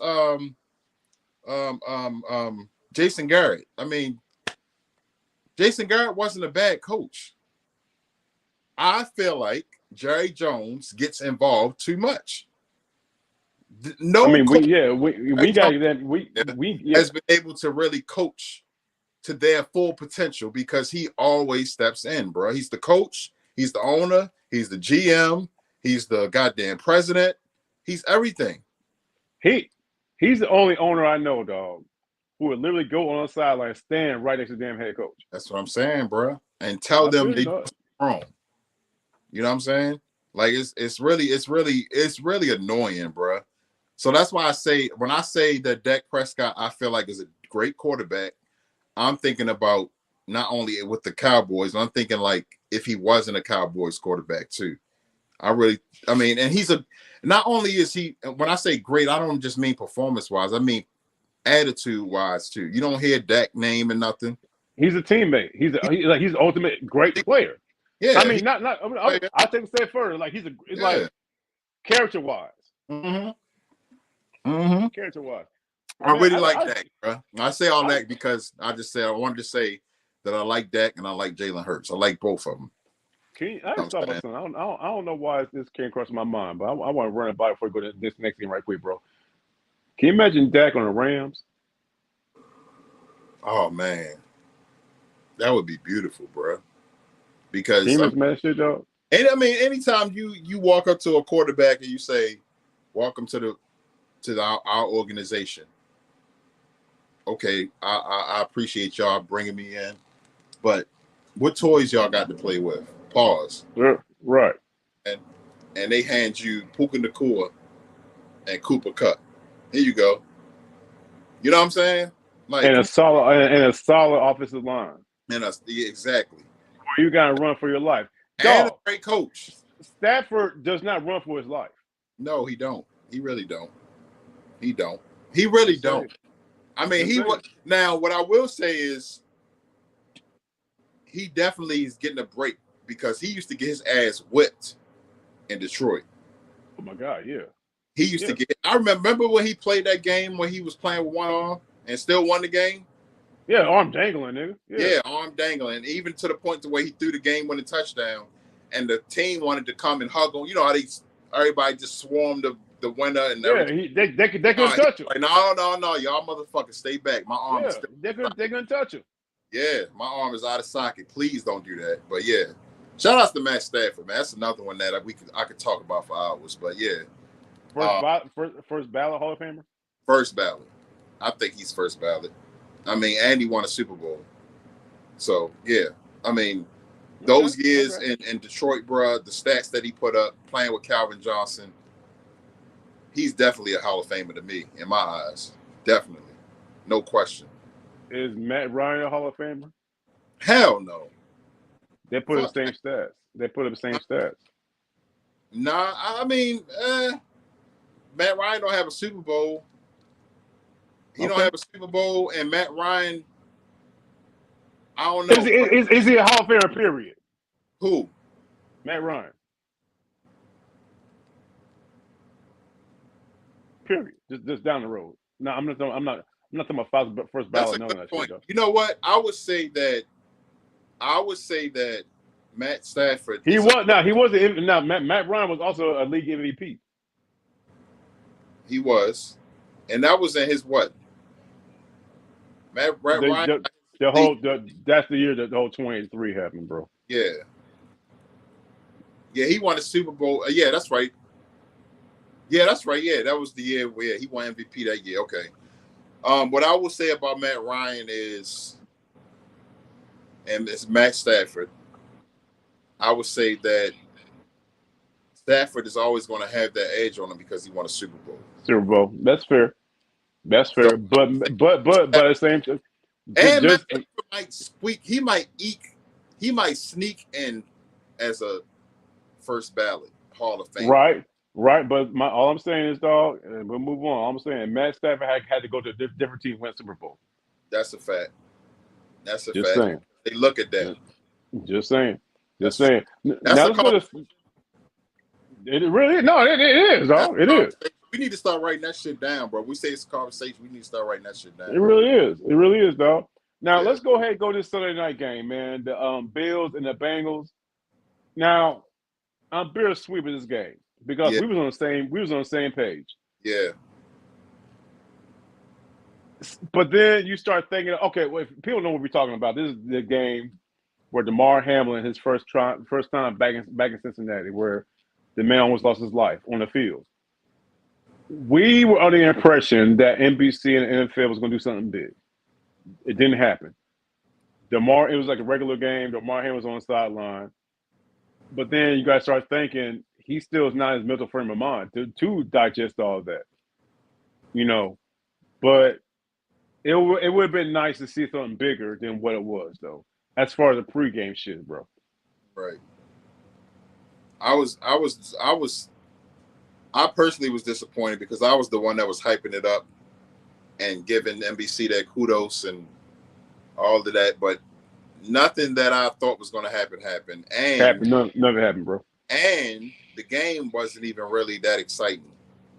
I mean, it was a fairly boring game, bro. Yeah, it was. The game was pretty boring. The Bengals came out on top. I picked the Bills to win. DEBOE picked the Bengals. But I really thought that this game was going to be one of those. I mean, the hype behind it. I mean, thinking about what happened before with Hamlin, and I just thought it was going to be one of those. But the game ended up being boring. The game was boring, and the game was boring. But you said it best, dog. Everything we thought was going to happen didn't happen. It didn't happen. Everything we thought, just reverse it. Pretty much. I mean, let me go over the stats real quick. My man Josh Allen, 26, 38, 258, 1 touchdown, 1 interception. He was sacked 1 time. He ran for a touchdown. Stephon Diggs barely hit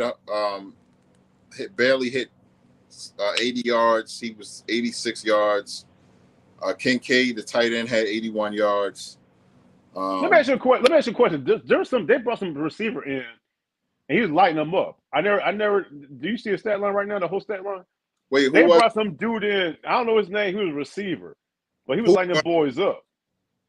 Who brought him in? The Bills. The Bills, yeah. He was a receiver. Let's see. We never heard him before. It wasn't no Gabe Davis or anything. It was some other dude. Khalil Shakir. That's him. Yeah, that's him. Yeah, Khalil Shakir. He went to Boise State. He's a second-year receiver out of Boise State. But I mean, I think what it more so with him. I mean, he only had 57 yards, but okay. They threw it at him 4 times. He caught it 4 times. There you go. I think pivotal catches for him. What it was, you know what I'm saying? He kind of reminds you of looking at his picture. He kind of reminds you of I don't know. It's hard. I don't know. He looked older than what he is, but on the other side, the Bengals.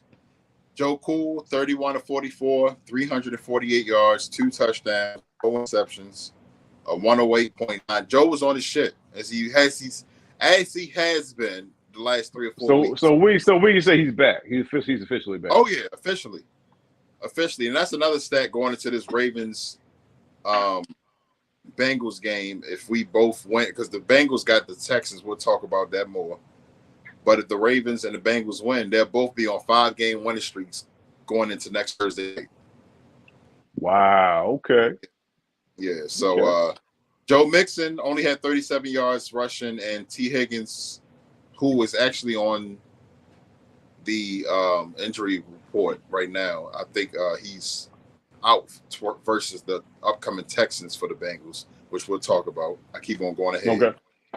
But yeah, the Bengals won. It was a very underwhelming game. I was very disappointed in NBC and in the game. So, yeah.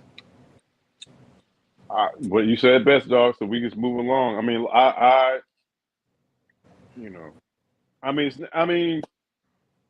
know we're fans, but I think as fans we deserve something better But at the same time, we can't determine what happens, especially when what we saw last year. I mean, you know what I'm saying, last season, you know what I mean? But I think NBC dropped the ball and they could have did a lot more, maybe, but at the same time, it's up to DeMar. You know what I mean? Yeah, He chose to stay on the sideline. He chose to be hooded up and everything where you barely knows it, nigga. yeah. You know what I mean? So, but, it is what it is. It is what it is, man. I mean, if we really think about the big picture, yes, it was terrible what happens to DeMar Hamlin. But when you think about a business, the business wants the ratings bring the money. So they use DeMar and his demise and his injury and his unfortunate situation that happened last year. Right. Their own financial success, pretty much. Their own benefit. You know what I'm saying? And it worked. That's true. It worked. It worked like a charm, dog. Worked like a charm. Yeah. I'm pretty sure if we look at the ratings of that game, they were through the roof. I'm pretty sure. Because at the end of the day, yes, the game was boring, but it was still a close game. You know what I'm saying? So, I mean, yeah. But yeah, anyway, it is what it is. Yep. So, Monday Night Football. Dun, dun, dun, dun. We had a snoozer. No, you know what, dog? This had to be, since we started running back, this had to be the most boring ass week of football, bro. It was terrible, bro. It was terrible. It was terrible. And even thinking about not just was it terrible, but the primetime games was terrible. You know what I'm saying? But I talk about one right now, man. Terrible. Chargers go out to the New York Jets. You know what I'm saying? With Aaron Rodgers, he was out there pregame throwing the ball around, doing a couple of 3-step drops. You know what I mean? He's trying to come back. And I'm going to give a shout out to Aaron Rodgers, dog, because he would never done this shit with the damn Packers. That's my boy, man. You know what I'm saying? If Aaron Rodgers got injured with the Packers, dog, you would not see him on the sideline. He been sweet somewhere. He's down there with the team, coaching them up, trying to do his thing, and it just didn't happen, man. They run to the buzzsaw, which is the Chargers, man, and the Chargers didn't have a good game at all either. They had a good, punt return for a touchdown. Other than that, man, 27-6, a snooze of a game, but I still have faith in the New York Jets and definitely have faith in Robert Saleh, dog. Yeah, so let's put it into perspective. I mean, if you was to list the top 10 coaches in the league, Saleh would definitely be in that top 10. Absolutely, without question. Like you said, Justin Herbert didn't show up at all. 16-30 for 136 yards, no touchdowns. He was sacked 5 times. That defense, bro. That defense went crazy. You know what I'm saying? Austin Eckler, 47 yards rushing. Keenan Allen only had 77 yards, no touchdowns. Eckler was the reason. I mean, Eckler had 2 touchdowns, and the defense had the other ones, and a couple field goals, whatever. But I mean, this game was absolutely terrible. You know what I'm saying? The Chargers did not charge her for once. Right. But the Jets, I don't know. I mean, Zach Wilson is he's absolutely not it, bro. He don't have no pocket awareness. At all, bro. At all. I mean, the motherfucker was sacked 8 times. 8. That's crazy, bro. That's absolutely insane. 8 sacks. You know what I'm saying? Like the Ravens, we trying to stay above. We trying to stay at the top when it comes to these sacks, bro. But these other quarterbacks is not making it easy, bro. You know what I'm saying? They're not. 8 sacks is insane. But anyway, yeah. Garrett Wilson had 80 yards receiving. Bryce Hall had 50 yards rushing. It was just a bad performance by the Jets offensively, but defensively, they still the Jets, but I mean, I don't know, bro. It was just bad. I didn't watch that game, and I damn sure ain't watched last night's game. Oh. Right. All right, man. So what we're gonna do right quick, y'all? We're gonna go ahead and talk about the upcoming this week, right quick. But y'all are watching right now, Running Back with CJ and DEBOE, and we're doing a Friday night edition right here. We definitely appreciate y'all coming through. couple of shouts I want to do right quick, man. Shout out to the Mancave Game Day streaming. And also, man, the Mancave Game Day streaming, we are on Facebook right now, man. We have a Facebook page, you know what I mean? So go on there, you know what I'm saying? Let the world know what's going on with us, man, and all that good stuff. Moving right along, we are also have Three and Out, you know what I'm saying, with Real Ralph from Real Ralph and Beakaboo, where he breaks down the college football going on, you know what I mean? And that is actually on Tuesday nights at 8 o'clock. You know what I mean? Did I miss anything, bro? Nope, that was it. Okay, all right. And before we go on to next week, dog, if you could, I'm gonna put you on a big screen right quick and let the world know, man, if you could, shameless plug, man, about what you're doing, what you and your beautiful wife doing, my sis Shereese, CJ and Shereese are doing with the actual social den, if you could, man. Oh yeah, man. I mean, every Wednesday, at 7 o'clock on the dot. We've been, my wife and I came up with the incredible idea of doing a YouTube show, pretty much entitled the Social Den, where we pretty much have guests on our show to talk about everyday topics, relatable topics that people can relate to. Um, and it's been going very well. We just had our 8th episode with Real Ralph and Meka Boo, which was incredible, a great episode. If you didn't catch that, you can go back and catch that. But yeah, we just trying to shed light on relatable topics with people that we relate to and that people can relate to and that people would like to get to know and that we would like to get to know. But we have a good time every single week, man, and we'll be back this coming Wednesday with another great guest. I'm really, really looking forward to this one. So I hope that people have been enjoying it, and the viewers been enjoying it. My wife and I have been enjoying it, definitely doing it. It's a lot of work, but we enjoy doing it. But every Wednesday night, man, Social Den, 7 o'clock on CJ and Shereese's channel, YouTube channel. Everybody's been showing love. It's been nothing but love. Great numbers, viewer wise, every single week. So we happy, man. So shout outs to everybody that's been supporting us up until this point when it comes to the Social Den. That's what's up, man. And like I said, man, I echo everything you said. You know what I'm saying? Anybody watching right now, if you're a fan of Man Cave Game Day streaming, you know, all 5 of us, we got, you know what I'm saying, great channels. And please, you know what I'm saying, share us out, like, subscribe, all that good stuff.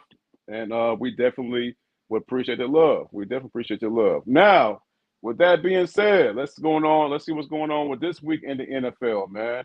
We had one game, if you want to call it a game, last night, which was the Panthers and the Bears, man. And it wasn't. Yeah, I watched the first half, bro. I didn't watch this game at all, to be honest. You watched some of that shit? The game? I gave it a chance. I was like, let's see what happens. And I was like, bro, I can't do it no more. My eyes can't take it, dog. My eyes can't take it, dog. It wasn't. You know what I mean? So I watched a little bit of it. Bears pulled it out. Pause. 16-17. Bears move on to 3-7. The Panthers go to 1-8. And remember a little bit ago, you said we talked about, I forgot what game it was, man. I think it was the Cardinals and the actual Browns, whatever game it was. And so you was like, look, we gotta talk about it. Let's just move on. This is one of those games right now. We just move on, bro. In my opinion, dog. Yeah, I mean, it is what it is. I don't even think we picked this game. No, we couldn't pick the game because we were on yesterday. Yeah, exactly. So, right, exactly. Yeah, man, yeah, we can pick the game. It was last night, dog. Yeah, we were. Right, I'm tripping. So yeah, we didn't even get to pick that one. So that one is out of the question. So I'm gonna go ahead. Yeah.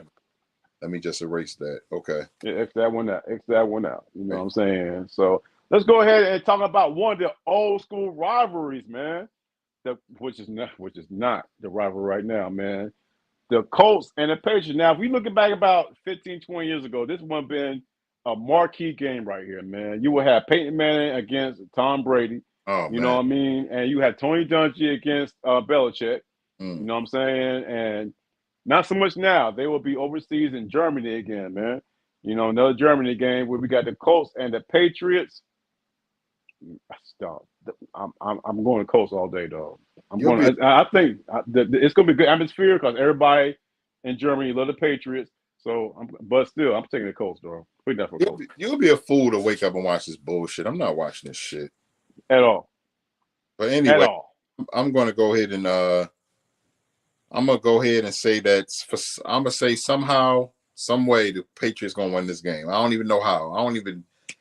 I'm just gonna jump out there and just say it. This is my bold prediction of the week. The Patriots gonna find a way to win this game. That's a real bold prediction, bro. Yep. You say you got the Colts. Oh, hell yeah, I got a Colts. Okay. All right, I got you down. Hell yeah, I got a Colts. Hell yeah, I got a Colts, man. All right, let's go ahead and go to the charm city of Baltimore, man.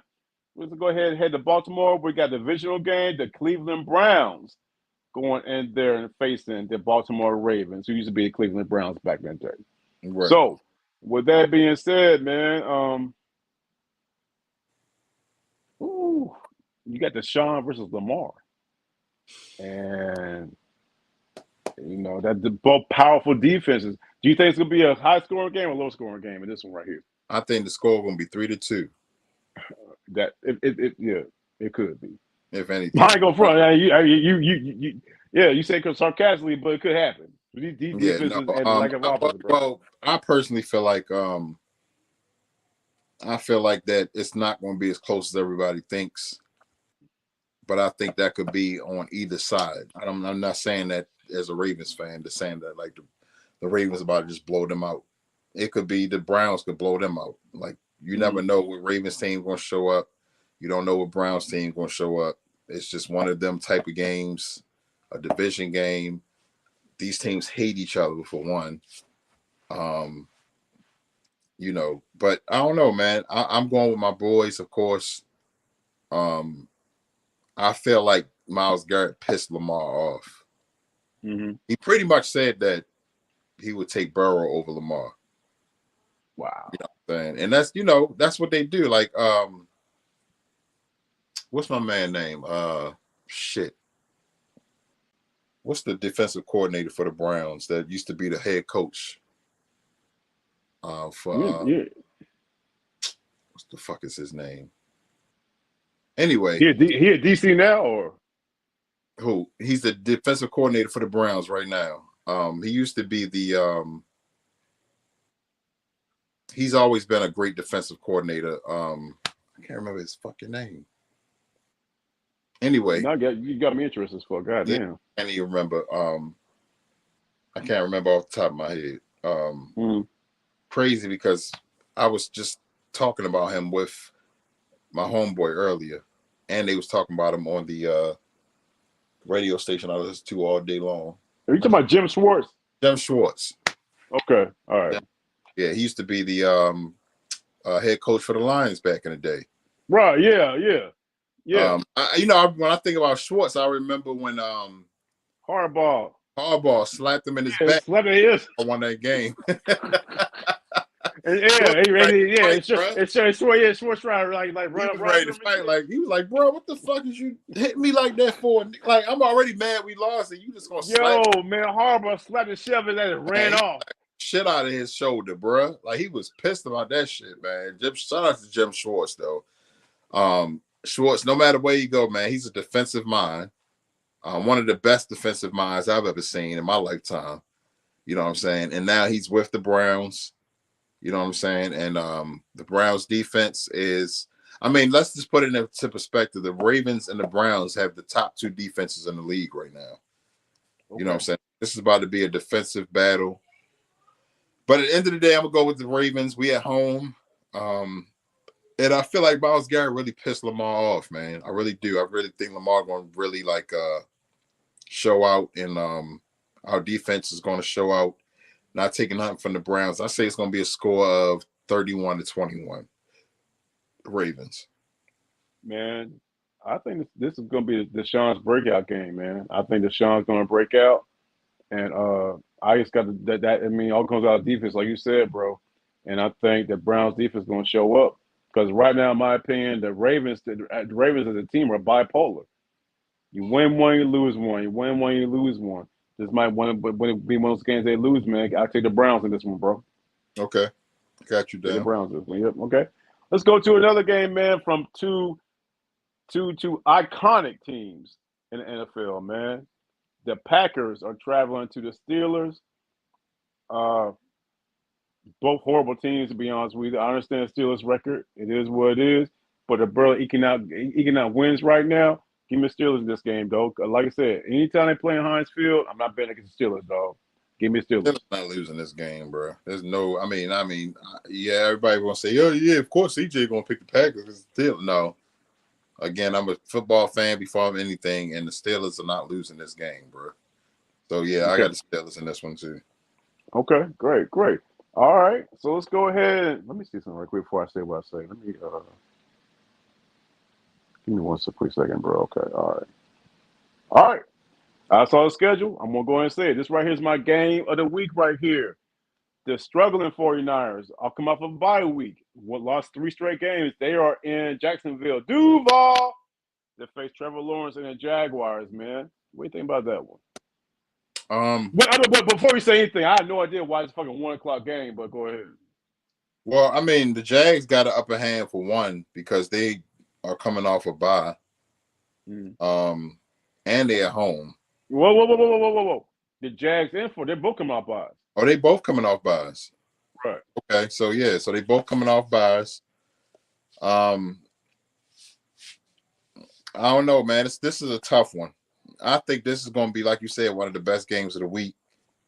I think it's going to be very competitive. 49ers trying not to lose 4 in a row. Right. DEBOE's back. McCaffrey's there. I'm going with the 49ers. 49ers? Yeah. Whew. They're playing Duval, man, which is quietly becoming one of the best fan bases in the league.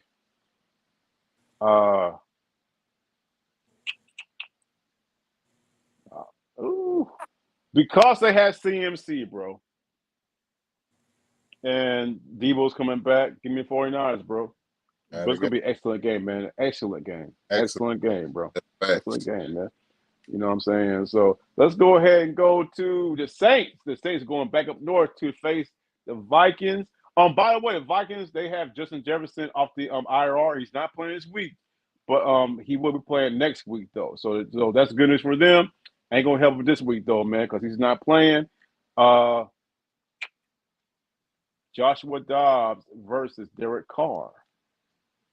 I'm gonna take the Vikings, though. I'm gonna take the Vikings because I want to see what Josh Dobbs, from seeing what Josh Dobbs did down here in Atlanta, carved us up. I want to see what he does at home, man. So you know what I'm saying? Give me the Vikings this one right quick. It could be interesting. Give me the Vikings, bro.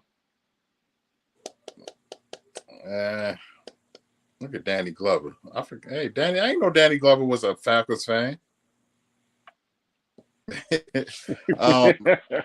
Anyway, yeah, I got you down for the Vikings. I gotta go with the Saints, man. I don't know, for some reason I feel like they real hype about Dobbs, but I got a feeling Dobbs gonna come out there. For some reason I feel like he's gonna come out there and look like shit this week and piss everybody off. Yep. So yeah, I'm gonna go with the Saints. Okay, Saints it is. Like I said, put it down for the Vikings, man. Interesting game right here, man. Two the hottest quarterbacks. I was going to say two hottest teams, but definitely two of the hottest quarterbacks in the league, man. We got the Texans traveling to the Bengals, man. So we got C.J. Stroud, his first experience in Cincinnati playing against Joe Cool, man. I think last week was an anomaly. Go ahead, give me the Bengals. Joe Cool is back. Give me the Bengals, bro. Yeah, I'm going with the Bengals too. Bengals, okay. All right, cool. That was easy. All right, let's go and keep it moving, man. We got the Titans and Will Levis heading down to Buccaneers and your boy, man. You know what I'm saying? So as far as this goes right here, you know what I'm saying? Baker Mayfield, Will Levis. They're downtown Bay, one of the most rabid fan bases ever, man. You know what I'm saying? That stadium is going to be a hostile environment. Do you think that Rookie can pull it out? No.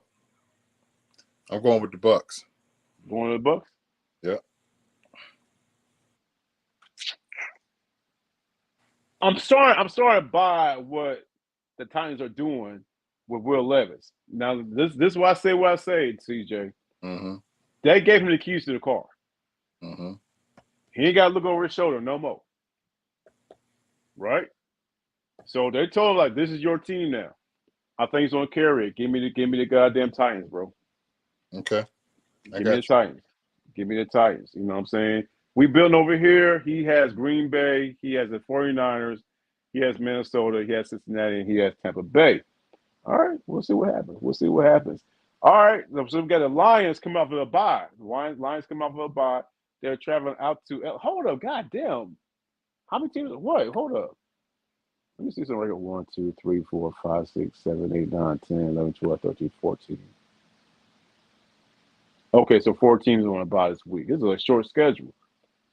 Because the reason I'm looking at it, we're already going to that 4 o'clock games, bro. Shit. Yeah, no, I mean, yeah, it's like like you said, like four teams on bye.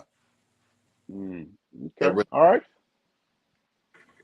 Interesting. We got the Lions, bro. Lions hand out the La La Land that face the Chargers. You know what I mean? So we got a red hot Lions team. One of the best. Well, I'm not gonna say red hot, legit Lions team, man. One of the best teams in the league. Heading now to the Chargers. I think the Chargers are going to Charger again. And put me down for Dan Campbell and the Lions, bro. In LA. I like the Lions, man, but I don't know, man. And the Lions. You saw what Chargers did. Well, I'm not going to talk about last week because we all know it's a week to week thing. So Yeah, it's a week to week thing. With the Chargers coming off of a terrible performance. Yeah, I'm gonna go with the Lions too, man. Part of me want to pick the Chargers for some reason, bro. But I'm gonna go with the Lions. I'm gonna go with the Lions too. who do you think is going to have a better game, Goff or Herbert?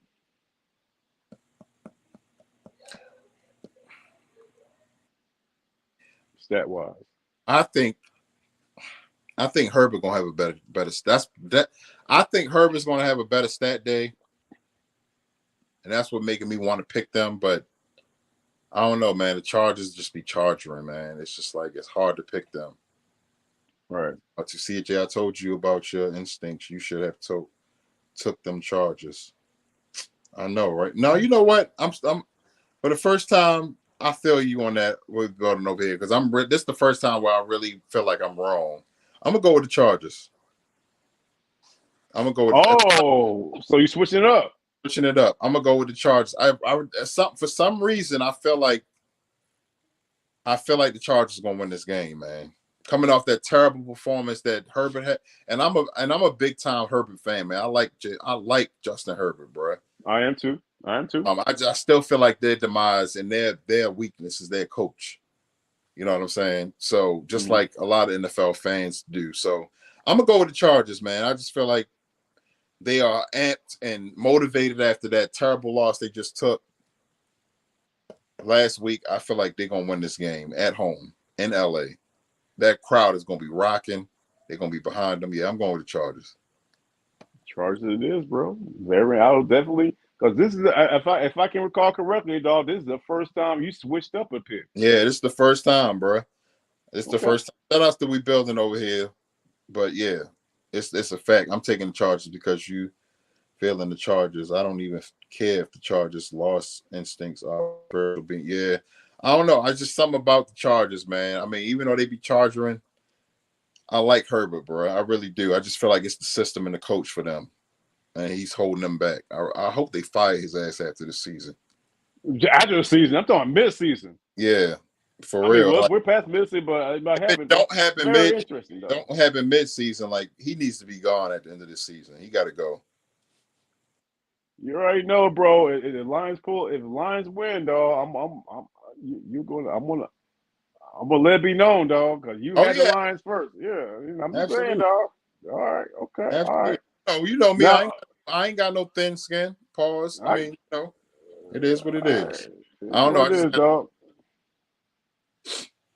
So, my Falcons, me and my Bears Falcons right here. We're heading out to the desert, man, to play the actual Arizona Cardinals. This will be the first time Kyler Murray takes the field as a starter. We're about to play at 1-17. All right. I'm going out of emotions because that's my team. We have to win this game, bro. There's no way around it. We can't lose at 1-17. So, with that being said, just put me down for the actual Atlanta Falcons, bro. Now, my question is I just don't know. Is Kyler Murray back? From what they're saying, he looks like a Kyler Murray old, but that's on the practice field. That's on the practice field. So we'll see what happens against competition. But this man was a borderline MVP 3 years ago. So we there's no fucking way we can lose to 117, though, because I promise you, I know that you listen to your sports radio up in the Baltimore area. 1-8. 1-8, even worse, 1-8. If the Falcons lose this game, you might be entertained about what Sports Talk says about the Falcons the following Monday. Just let you know. You know what I'm saying? The radio station down here is 92.9 the game in Atlanta. It's gonna be interesting what they say, man. I'm just saying. But they put it down for the Falcons. Who you got?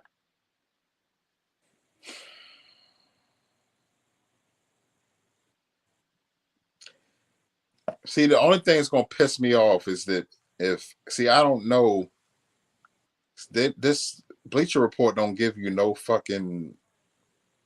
They don't give you no nothing. They don't give you no kind of like updates on the injuries or nothing. So I don't know. I'm gonna go with the Falcons too, because I just don't know if Kyler was playing. If I knew Kyler Murray was playing, it would be different. No, he is playing. Kyler Murray playing? No, Nick, I just said this like 3 minutes ago. He's playing. He's a starter. He's there. He's playing. He's starting. They made a decision to like earlier today. They verified Kyler Murray starting against the Falcons. I'm still going with the Falcons, bro. This is his first game back in ever, and Kyler. It's not like he was playing. It's not like he was playing Tom Brady or Pete Manning like before he left. The nigga was. The Falcons. First of all, he's not even happy the way he is. No, he don't want to be there. He don't want to be there. The Cardinals play tough in every game they play in. We building over here. Is that what you said? Because they play tough. They play tough in every single game they play. You saw what happened last week. 27-0 playing tough. Yeah, yeah. I got. All right, so you agree with what he's saying? In a way, last week, if we talk about last week, last week I don't really count because that Tune dude coming in. All right, tune aside. You mean tell me that when the Cards went up to goddamn the 49ers got blown out there playing tough?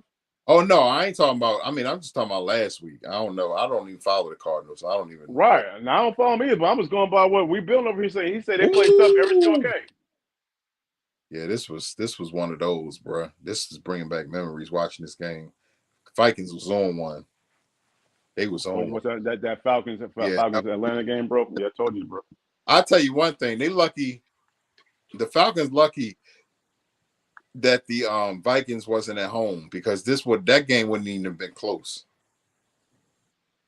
That game wouldn't have been close with that crowd. So you should, what you're watching right now, bro. I'll watch live.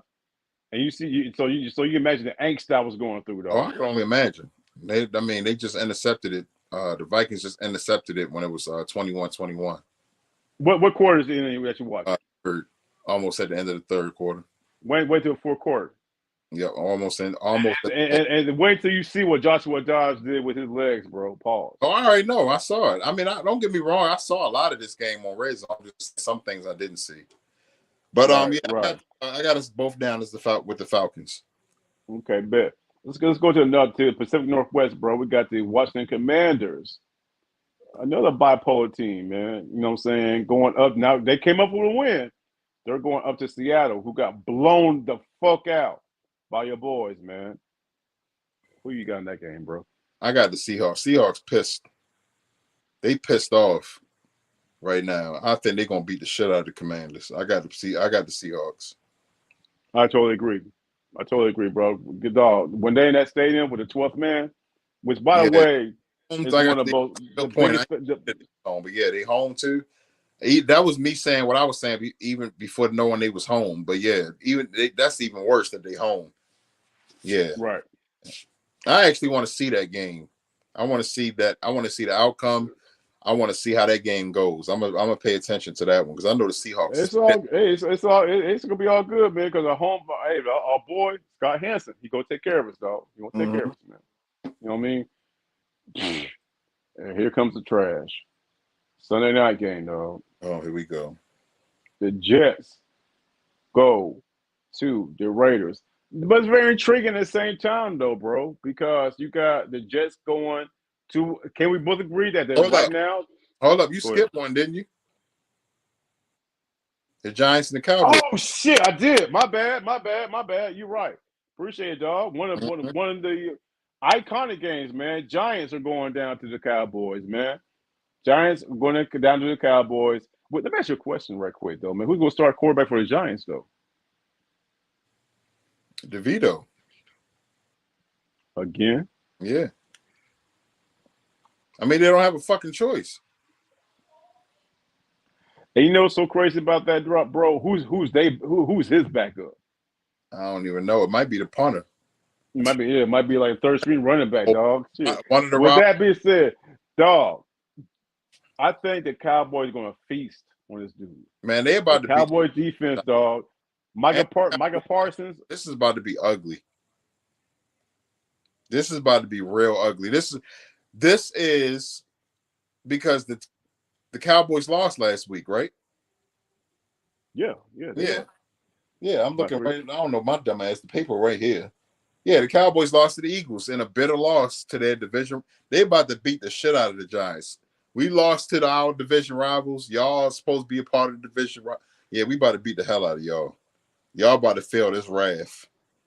So yeah, Cowboys. I think they said earlier the point spread is over like 17.5. It's like earlier when I heard it was 16 and a half. Mm-hmm.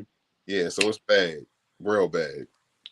But yeah, I got the Cowboys. I know you got the Cowboys, so I got us both down for the Cowboys. Dog, dog. It's going to be. We might see some shit in this game we never seen before. Like you want to talk about sacks, interceptions, all that. Bad. It's going to be real bad. So yeah. So we'll see what happens. So go ahead, move right along, man. We got the game I said a little bit ago, man. We got the actual Jets traveling. Hold up. I'm going to take the Giants. Dallas might kill him, but I'm taking. Okay. All right, we building over here. Hey. Okay. Okay. Let me ask you. We've been over here, dog. I like bold predictions. I love bold predictions. And if he right, that would be crazy. But I mean, if he's right, bro. But I mean, there has to be something behind that. Why would you pick the Giants over Dallas? Hey, I don't know. That's my question. Like what? Like I'm saying theoretically, because that's why they call it bold. You got to have something behind it. Because every time I see a bold prediction on like NFL Game Day morning with Rich and Kurt and all of them and Mike, right, and Coach Mooch, they always got a reason for their bold prediction. So I would love to see. The only way, bro. I'm thinking logically right now. The only fucking way I can see the Giants beating the damn Cowboys is Saquon goes the fuck off and Dak starts dacking. That's yeah. And if the Giants defense just show up and just go crazy, you know. Hey, we've been over here. If you right and it happens, you know. I mean, at the end of the day, bro, you got to also look at the fact that we've seen crazier things happen in that NFC East. It could be it could be a division leader going against the one that's in the basement and they lose that game. You know what I'm saying? Because they looking past them and they know them so well. I'm thinking right now, the only crazy thing that happened in NFC East right now is when the Eagles play the Jets, but that was interconference game. I'm not talking about this year. I'm talking about in history. Right. talking about period. Like that NFC East, you know what I'm saying? Like, and I wouldn't even say Right. I would say in the most recent history, you know, I would say that when it comes down to that NFC East, you just never know, bro. You just never know. But I don't know. I don't know. I mean, I you know, all we can do is respect the viewers and respect their decisions. And if we Yeah, I don't feel it. get, Yeah, I feel it. It's gonna be interesting. I can't And wait. I promise you, we've been over here. And the Giants beat the Cowboys. Please come to the next episode Yeah, because I will respectfully bow down to you to your pick. right. I just that dog. That's just I can't see DeVito who Tony Dan DeVito whoever DeVito is the Soprano go out there and go off. You know what I'm saying? Beat Micah Hey, Parsons and the goddamn Cowboys. hey, he got his feet wet. You know, that first game, he got his feet wet. You never know, bro. That's what I'm saying. Any given week, bro. I'm excited to That's see this true. week now, man. Looking at these, yeah. Okay. No, we started All talking right. about the Jets and the Raiders. I don't know what the hell to say about this one. The only thing I say about it is that, like I was saying before, you remind me about the Jets and the Cowboys, is that the Raiders are. Can we agree they're revitalized, attitude wise? Now they got Josh Yeah, McDaniels out, they definitely got. I'm sure they had a great week of practice, but we also got to remember that that Jets defense is coming. Pause. So, and I can't. One thing I'm definitely interested in seeing in this game right here is Devontae Adams versus Sauce Gardner. oh man, I'm going with the Jets. Me personally, Going to the Jets. yeah, I'm going with the Jets. Okay. Okay. Hmm. I think, and I don't think, and I'm not saying that because I'm saying Zach Wilson is about to. Yes, I'm going just because Zach Wilson. No, I'm going with the Jets because of their defense. Here's the thing. I'm going with the Raiders because the thing about it is that I think Zach Wilson's going to be running for his life all night against Crosby and that defensive line. And I just think that Devontae Williams is going to show out. And I Yeah, think that, they're revitalized now. I think that Antonio Pierce is doing something for them boys through that whole week, letting them know, you know what I'm saying? Like, hey, you know what I'm saying? We ain't got to worry about that Josh McDaniel shit no more. You know what I'm saying? So give me the Raiders, bro.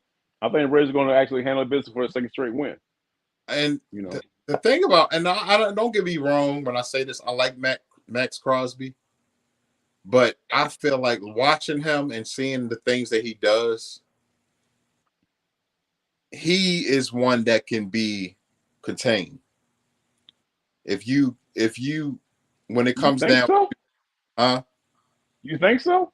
well, I'm saying if you scheme or in a strategic way, you know what I'm saying? Like I like Max Crosby, don't get me wrong, Mm-hmm. but other than Max Crosby, who else on that defense is making noise? I couldn't tell you, bro. That's I what I'm couldn't even tell you. saying. So it's different if you had like multiple names or if you had somebody on the other end. Mm-hmm. Oh, Max Crosby coming off one end. You got somebody on the other end. Yeah, okay, cool. But I just feel like teams just make it too easy for the Raiders. Like if you contain Max Crosby, who else is making noise on that defense? Again, That's I what I'm saying. couldn't name no other dude on that I'm defense, not bro. taking I nothing promise you. away from Max Crosby. Don't get me wrong. He's a great player. I love watching him play football. I'm just saying, like, I just feel like it's easy. I mean, it should be easy for teams to be like, as long as we contain him, we Mm-hmm. should be cool. Like everybody else, we can just contain. Like, but that's Max Crosby. Let's contain him, double him, whatever we got to do. But this dude on the other end, we don't even know his name. One of y'all can handle him. You know, Right. that's all I'm saying. But I mean, I'm gonna go with the Jets in this one. I just feel like that defense gonna show up and and when is this Sunday night? Yeah, Sunday Yeah. nights get hot, man. And we've seen crazy things happen Sunday and Monday nights. You know what, bro? Uh-oh. Am I getting this? You Let me find out. I'm about to let me you find. just you just sway my decision, dog. Mm-hmm. Because you just brought up some good points. And as you were talking, I was thinking about that Jets offense. That I know they got Zach Wilson, but they also have Brees Hall. They also have Garrett Wilson. Mm-hmm. And they also got a tight end who showed out last week, man. I don't know his name, but he showed out. Mm-hmm. Give me the Jets, bro. Give me the All Jets. right. So we Give me both the switched Jets. first time. We both, yeah. You sway my decision, dog. I mean, like I said, dog, I'm a football fan. Like you brought up a good point. You Hey, know what I'm saying? the Because building the over here, mere fact over here is the one that switched my decision. dog, that part, bro. The mere fact, dog, that I don't know anyone else in that damn defense says a lot. I mean, that's all I'm saying, bro. And like I said, that's not taking nothing away from Max Crosby. I'm a big fan of his. I love watching him play football. He's very fiery. He has the same fire as TJ Watt when it comes down to it. Like that tunnel vision and trying to get to that. His whole point of playing the game of football is getting to the quarterback, and that's the same thing TJ Watt is trying to do. You know what I'm saying? And anything that's in his way, if he can swat a ball on the way, but the quarterback, that's who I want. You know what I'm saying? And that's what Max Crosby does. He's very humble.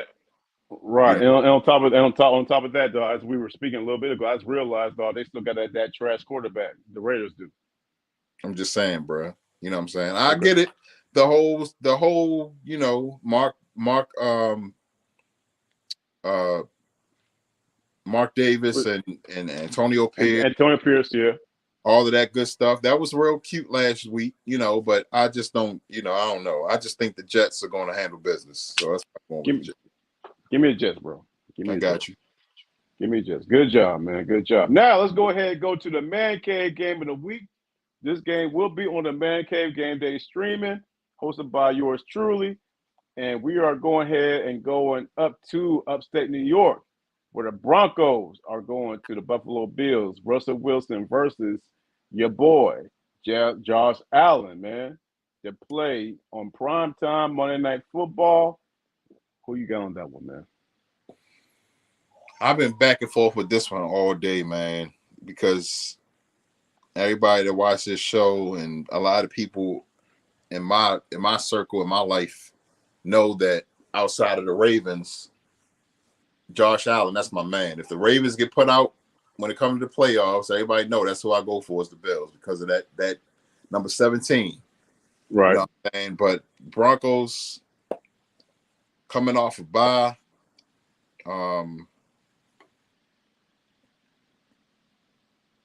Man. Monday Night Football, bro. That's what I'm saying. Them Monday Night Football lights be different, bro.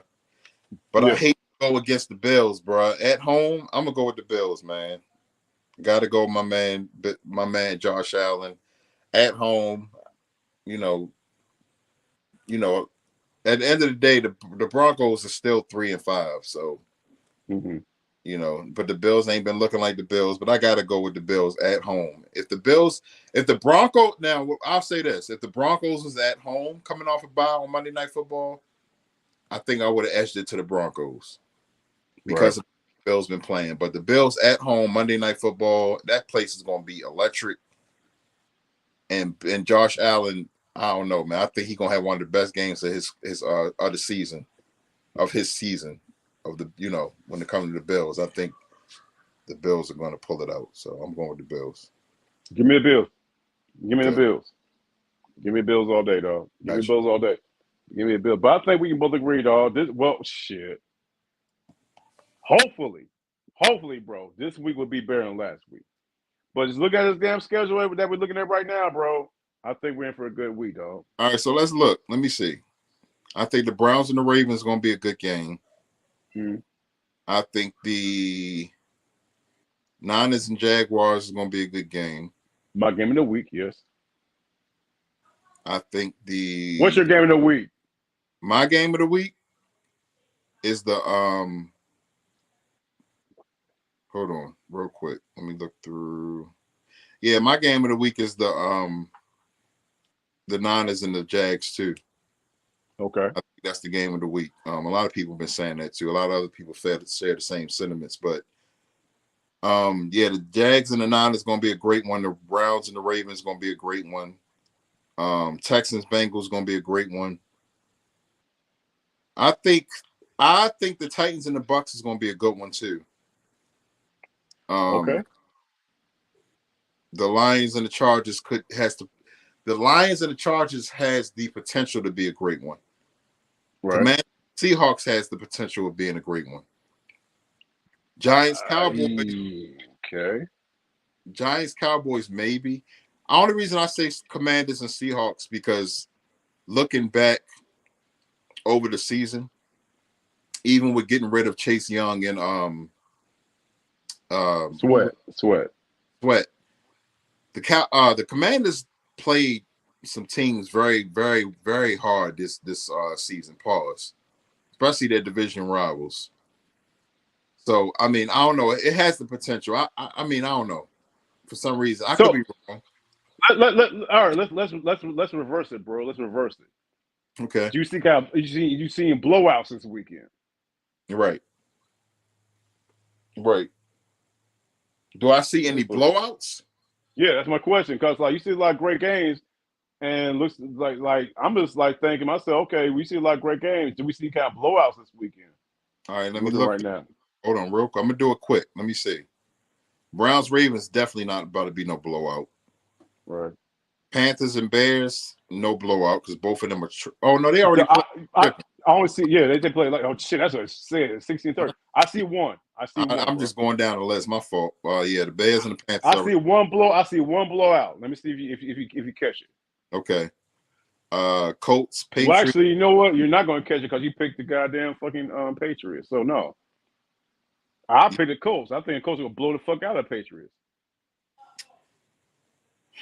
So going by you, dog, we're not gonna see no blowouts this week. Yeah, I don't really see no blowouts this week. The only one I see even. I don't see it, bro, because I would say Steelers and Packers, but Kenny Pickett, he ain't no good quarterback. Now I wouldn't be surprised if I'm gonna keep it a buck. Everybody coming off of this, this Cinderella story that's going on right now, and how he came in and won. Don't be surprised if the Saints not blow out, but beat the fuck out of the Vikings on the road. Yeah, I'm just saying. I don't know. I got a feeling. It's something about Derek Carr, bro. Oh yeah, not feel you on that. I totally feel you on that. I don't know. I mean, I'm just saying. Let's just keep an eye on that one. Matter of fact, where my pen at? I'm gonna put a star by that. That's not my game of the week or nothing, but I'm gonna put a star. Hold up. I saw one. My bad. I see one. I see a blowout. Which one? Man, I don't know why it took me so long. Cowboys Giants. Oh yeah, well, I mean that's a given. We both were saying that they was gonna beat the fuck. Yeah. I mean that's a other than that, bro, that's it. That's all I see. That's the only one I see that's gonna be a blowout. You know what I'm saying? I mean, let me put a star beside this one too, because I'm talking all that mess about them coming off a bye. But the Bills and Broncos could be a blowout too. The Bills could show up at home and beat the hell out of the Broncos on Monday night. You know what I'm saying? Totally could. Yeah, they could. I think it should be like 35 to some. I think it should be like 35 to 13, bro. Yeah, hell yeah. Russ could show up and be old Russ. You know what I'm saying? And them old Broncos could show up. So that's there's an old dog. Yeah, like Russ. Yeah. Let me ask you a question, bro. Mm-hmm. Do you think it's a wrap for him? Who, Russell Wilson? Yeah. No, I don't think it's a wrap for him, but I don't think he'll ever be as good as he used to be in Seattle in his prime years. You know what I'm saying? I think Russ. Do you think he's a system quarterback? I don't think he's a system. Well, yes. Well, yeah, I do. Well, no. I just don't think that this Broncos system works for him. You know, has he thrown? Okay, but he's playing for the same coach who fucking coached goddamn Drew Brees. Yeah, but I don't know. This man. I mean, you might know. I mean, you might know more than I do, but like, has he thrown for more than 300 yards this year? Who, Russ? Yeah. I don't think Russ. I don't remember seeing Russ throwing for over 300 yards. Not once this season.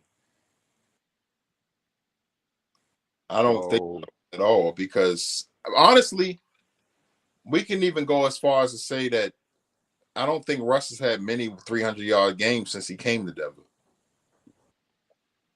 If you really want to put it into at all. So yeah, I don't know, man. I just feel like Russ's prime.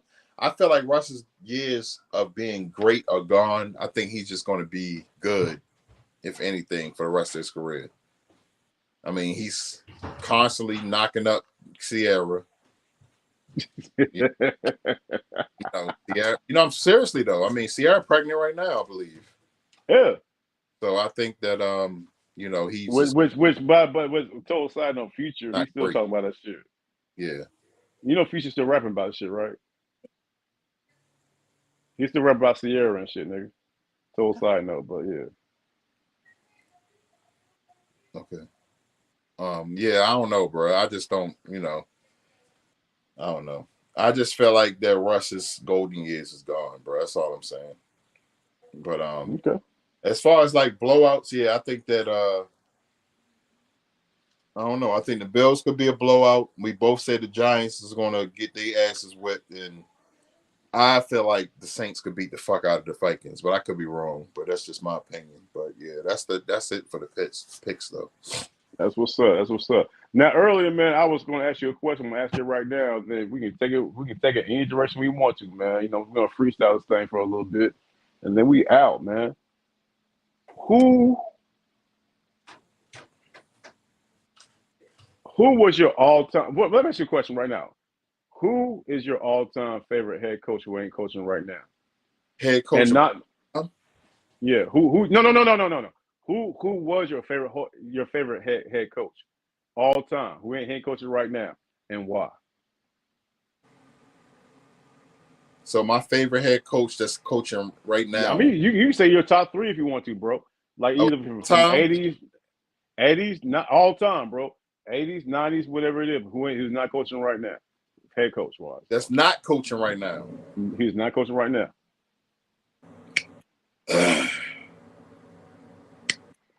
Hey, we been over here. We've been over here. What about yours too? I would go with of course, Vince Lombardi. Can't talk about coaches without talking about Vince. I would say Tom Landry.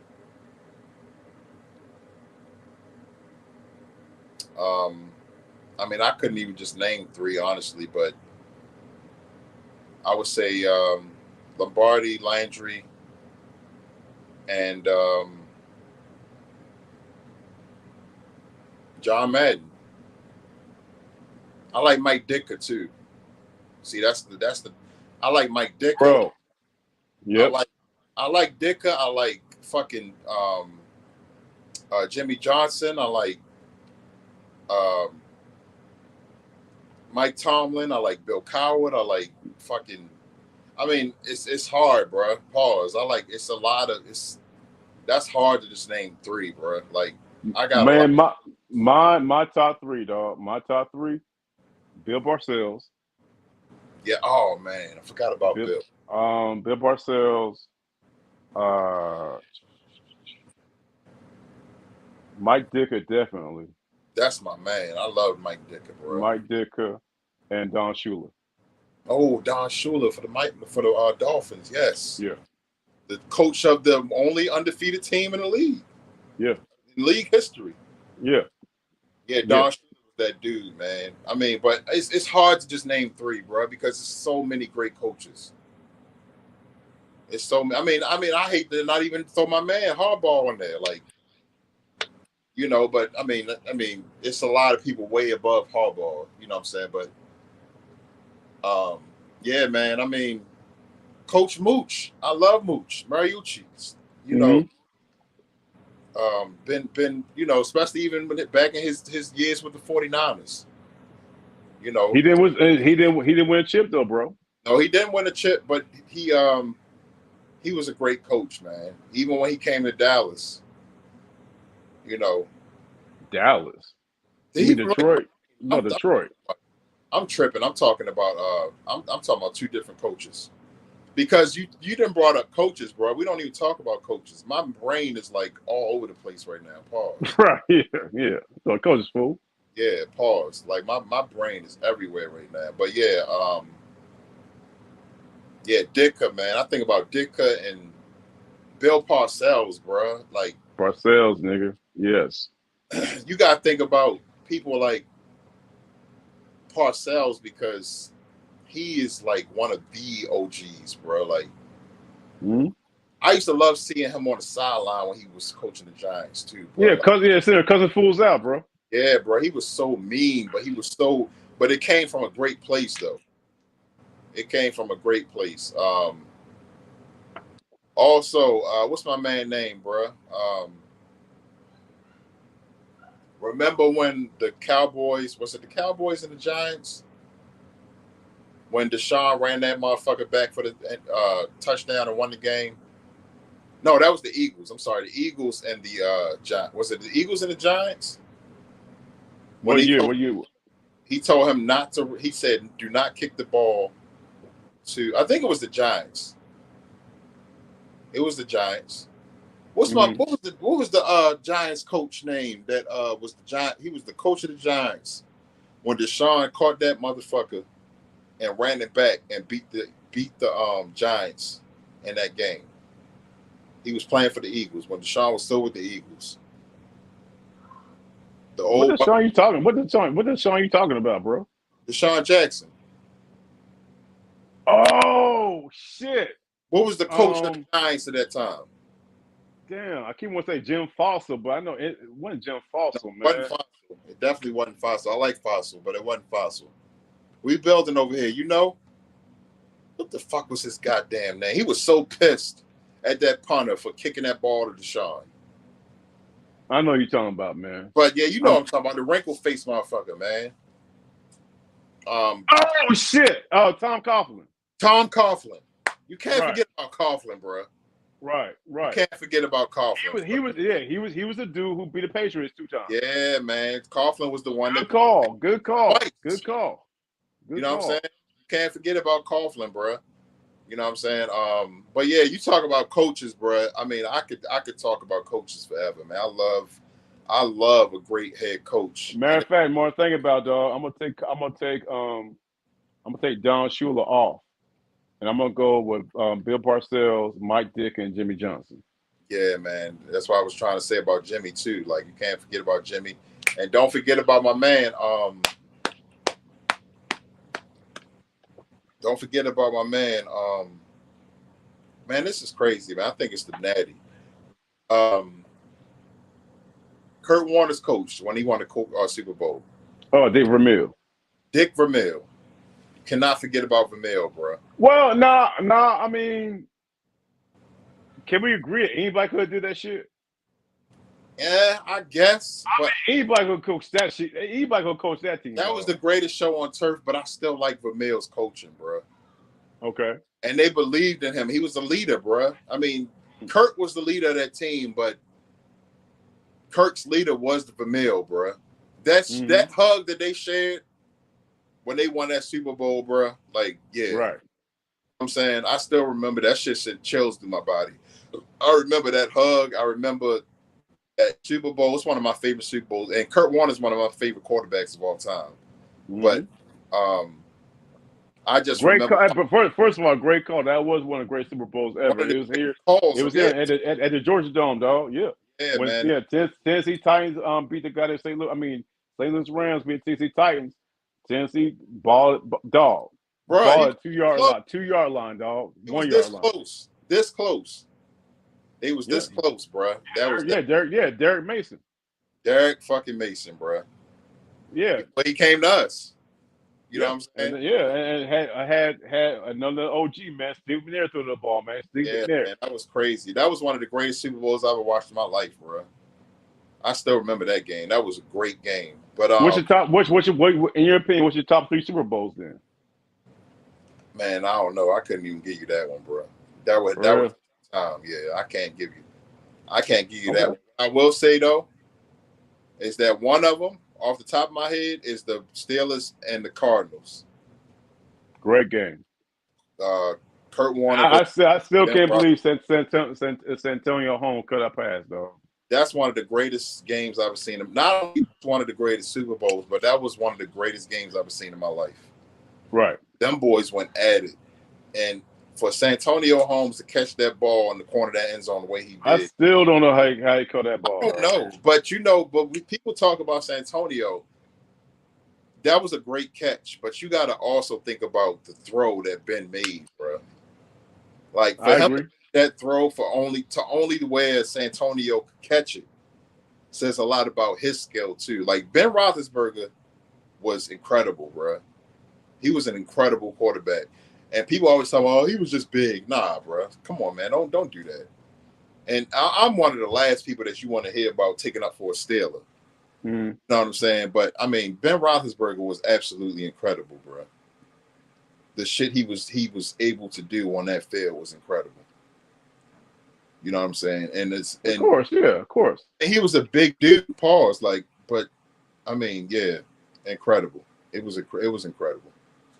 It was incredible. But yeah, that's one of my favorite Super Bowls of all time. Is definitely the Cardinals and the Steelers. But Steelers, yeah. You know, I couldn't give it to you as far as like off the top of my head. I couldn't give it to you. Pause. Yeah, definitely pause. I know you could because you a historian. I already got mine. Shit. DEBOE the historian. Like I'm a historian too. Don't get me wrong. I know my shit, but DEBOE is a notch above me when it comes to like the history of the NFL. Well, it's not so much me, bro. It's the game. Mm-hmm. I mean, like I said, to me, the NFL is the best competitive sport of all time. Right. You know what I mean? And I know it's only national. You know, you will have other people talk about international, well, of course, soccer, whatever the case may be. But we think about the tears and sweat that grown men go through, you know what I'm saying, from August and July training camp to a pinnacle. You know what I'm saying? Right. As a matter of fact, one time I forgot, this was a Hall of Fame player. They was about to go out of the tunnel in the Super Bowl. I forgot who his dude was, man. He said this Super Bowl was like almost 30 years ago, right? And pretty much what happened was, man, they in a tunnel in the Super Bowl, and they're standing there about to go out, and he was, of course, the whole team was intense. It's Super Bowl, and he looked to his left, and he saw a punter, dog. This punter was with his team the whole year, and he had the same intensity, dog, as the whole team did, dog. What sport do you know about that can do that? This punter want to go out there and jack somebody up. He's a punter. That's an NFL, bro.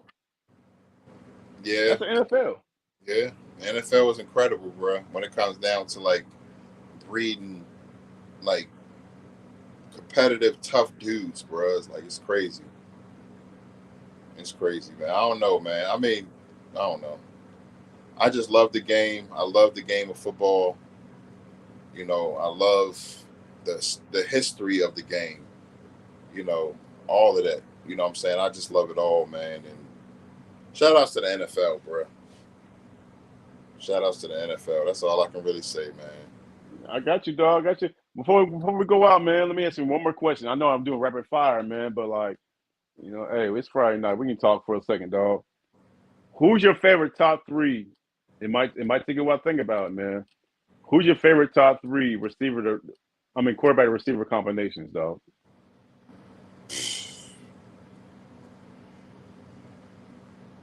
I'm talking back in the day type of shit. We can go back in the day to right now, dog. Whichever one, dog. All right, hold on, real quick. Do this for me, real quick. Or you can do top five. Which ones? You know what I'm saying? Like your favorite ones, bro. Hold on, real quick. Just do this for me. I'm about to enter this video on my iPad, and I'm gonna end this one. Okay. All right. Give me 1 second, bro. I'm gonna let you in right now. Give me 1 second, dog. Where you at? There you go. All right, here we go, man. Shit. There you go, dog. All right, cool. All right. You hear me? Yeah, yeah, yeah. You good? You totally good, bro. Okay, cool. Um, Now when it comes down to quarterback, you said quarterback and receiver. Yeah, your favorite combinations, dog.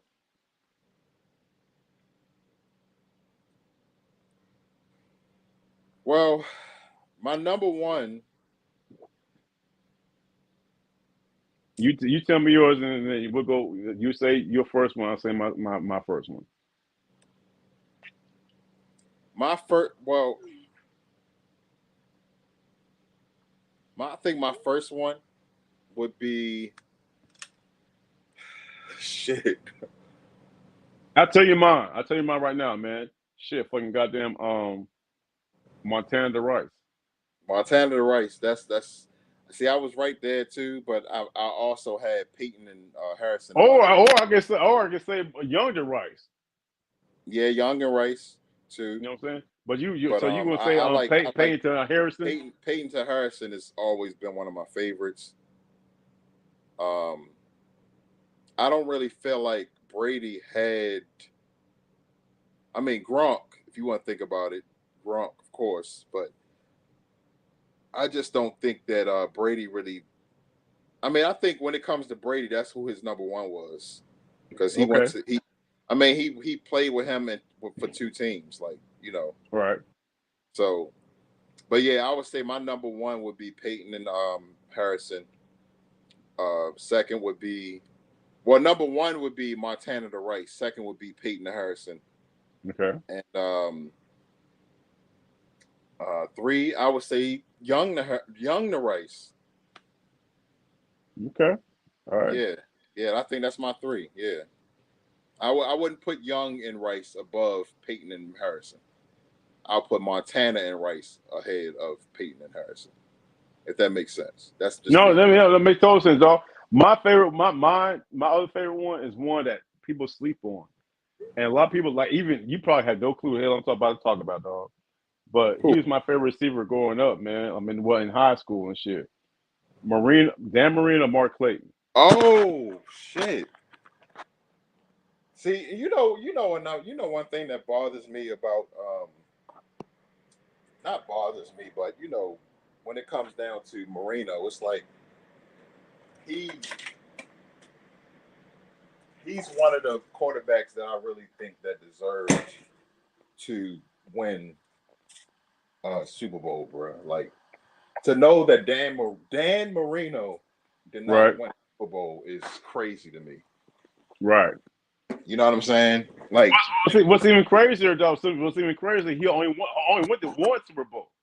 only went to one, right? But his impact on the game is out of this world crazy.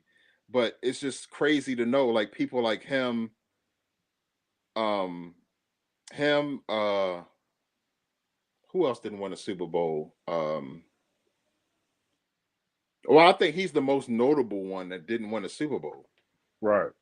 You know what I'm saying? Because not Marino, Young, Montana, all those old school Terry Bradshaw, Troy Aikman, Yeah, all of man. them won Yeah, Super Bowl. man. Yeah, exactly, dog. Exactly. What So about what you shit? You can even say, goddamn, receiver. I mean, corporate receiver. Goddamn, Aikman to goddamn Irvin. Michael Irvin, Yes. yeah, yeah. Or would you or no? No, I mean, I don't. Aikman and Irvin, yeah, Well, I mean, not I take that back, man, because they were so prolific, and at the same time they had Emmitt Smith in the background, yeah. and in the backfield. You know what I mean? They So had Emmett, but I mean, they still was a great duo though. They still was a great duo, but I mean, I don't know. Me personally, I wouldn't put them up there with the Montanas and Marinos, the etc. Renos and all of them. No, I wouldn't put them two up there. But that's not taking nothing away from Aikman and Irvin, because they both were great. Okay. You know what I'm saying? But when it comes down to it, um, I would say that my top three would be that Montana to Rice, Mm-hmm. Peyton to Harrison, and Young to Rice. Solid, Yeah. solid. Yeah. Solid. Yeah. Solid. Okay, I'm feeling that, dog. I'm feeling Yeah. that. Pause. You know what I mean? Yeah. So, you know what I mean? But it's so crazy to me, dog. You think about all these great NFL franchises, dog, who have never had a great receiver. One of the first franchise come to my mind is fucking the goddamn Chicago Bears. Oh man. I mean, they always had running backs or Exactly. defensive players. Right. Yeah. The That's Bears, true. That's a yeah, great that's point. true. Yeah, the Bears have already been known for running backs and linebackers, bro. Yeah, that's a great point, bro. Yep. I ain't even think about that. Yeah, until you just said it. And it hit, yeah. That's true. That's absolutely true. Yep. I don't know, bro. I mean, I mean, you think about the history of a lot of these teams that's in the league right now, and I mean, especially the teams that's never won one Super Bowl in the long history of their team. Like that's got to be terrible for those fans. It's fans that were born around the time the teams started Start. and that are dead now because they Yeah. didn't make, that they went their whole life and their team did not win a Super Bowl. Yeah, Detroit Lions. Oh my God. Like, come on, Detroit bro. Lions. Detroit Lions. Come on, man. Them Chargers. Come on, bro. Like, that's crazy, bro. Like, the Ravens been in the league since 1996, and we got two. You got two. Like, you know what I'm saying? Like, that says a lot right there Even the alone, goddamn even the fucking Buccaneers who came in the league in fucking '76 got one, dog. bruh. Like, that's embarrassing, bruh. And that's got to be so annoying and frustrating as a fan, bro. I couldn't imagine, bro.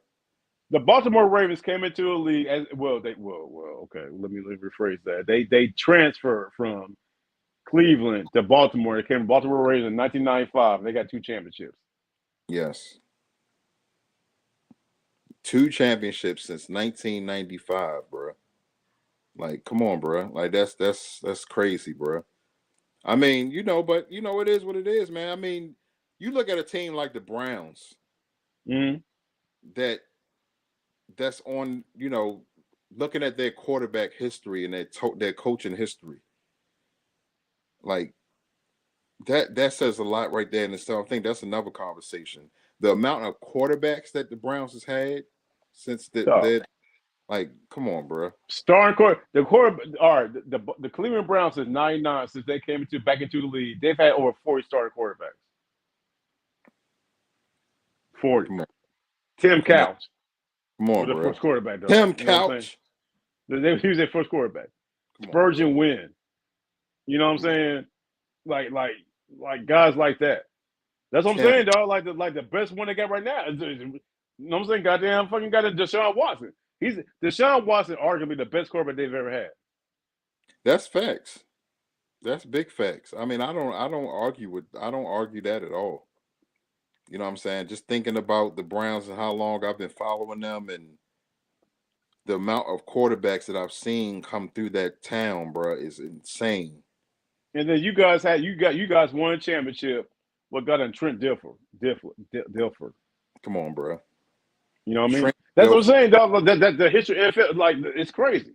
It really is, though. I mean, if you really think about it, it really is crazy. Like the history, especially the history of these teams that's never won a Super Bowl, bro. Like, never won a Super Bowl. Like, how you never won? Like, Detroit Lions, the goddamn Houston Oilers / goddamn Tennessee Titans. You know what I'm saying? Gee whiz, man. The Chargers, I said a little bit ago. The rest of them, they've won. They've won. They've won. I just couldn't imagine being a team with fans that has never seen you win a Super Bowl, bro. Like you say, dog, like you say, it's like you've had dudes like 55, 65, 70 years old, never seen the team win. But it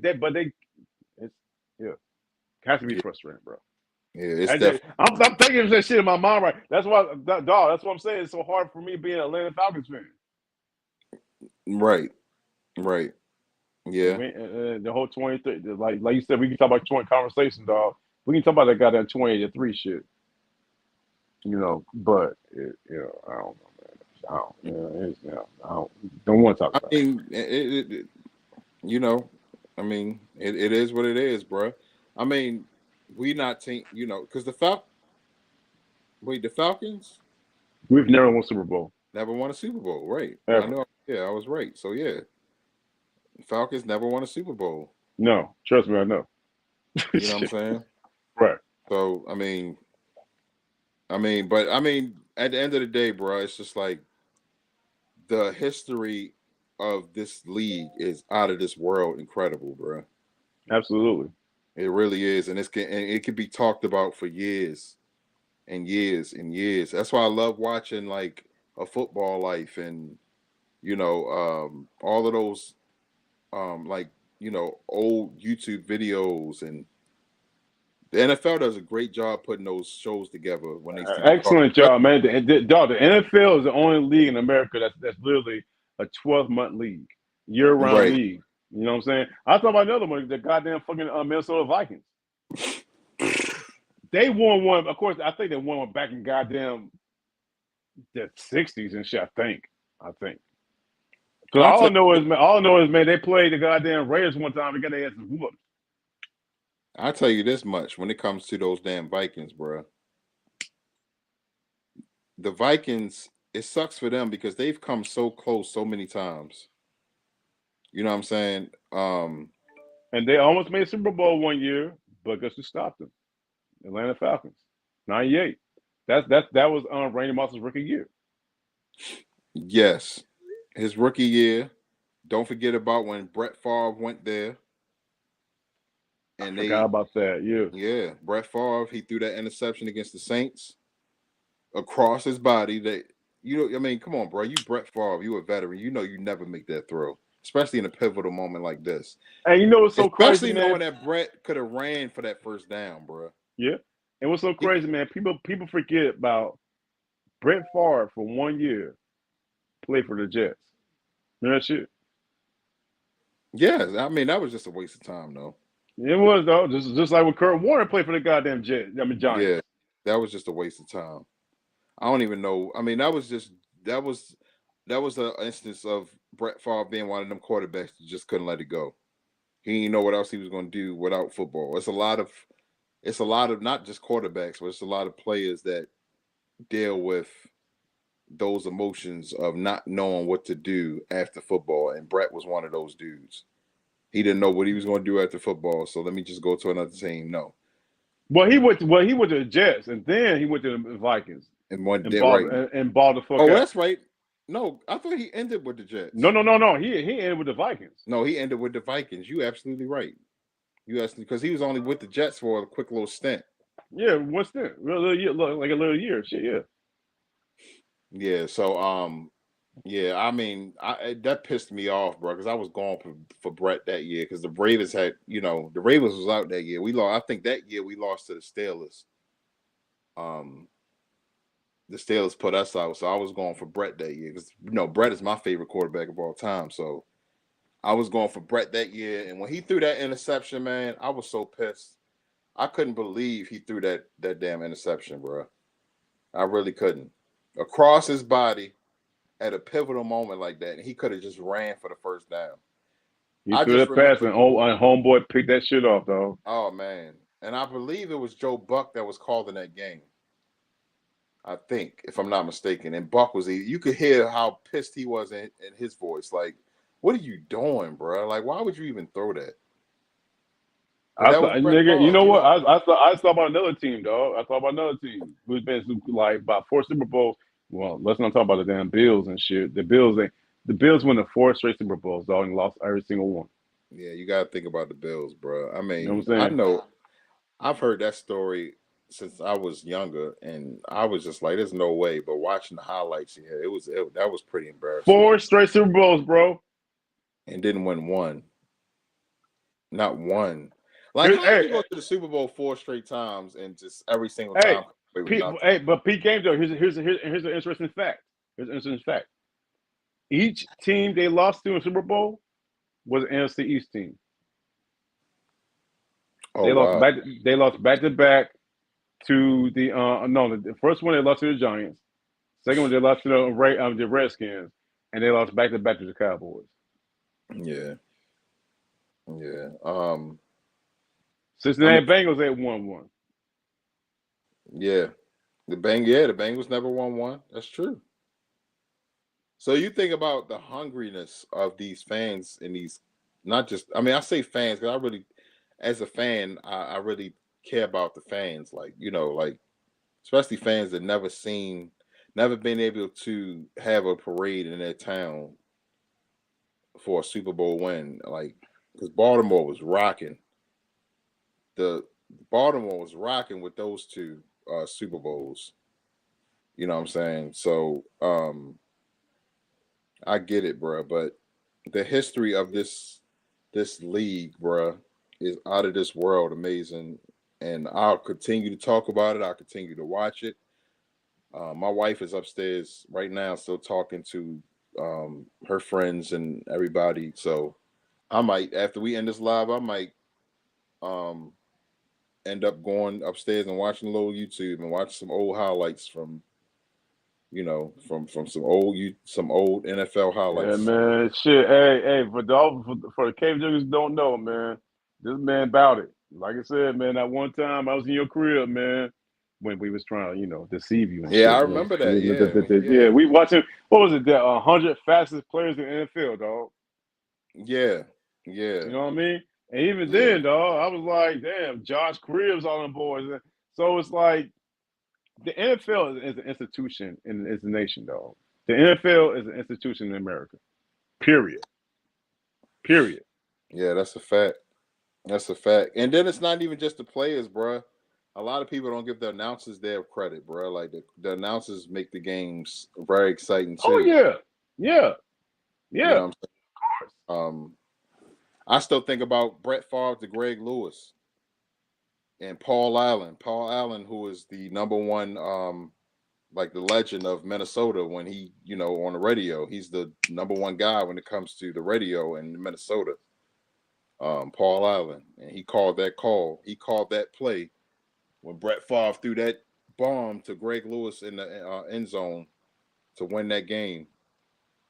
That's one of my favorite ones to watch to this day, bro. The one of the best calls I've heard, dog. And you said it. You brought to my attention one time, dog. Mm-hmm. When the Packers. No, the Vikings and the Packers. Vikings, yeah. 2000. Brett Favre throws it back. Antonio Freeman catches some crazy ass pass. Al Michaels. That's one of the greatest calls of all time. One of the greatest calls of all time. Because not only, but what made it great was the fact that Al Michaels, he was like, it was thrown, and he was like, it was incomplete. He was like, oh, he said, thrown the, he said it was thrown, it was incomplete.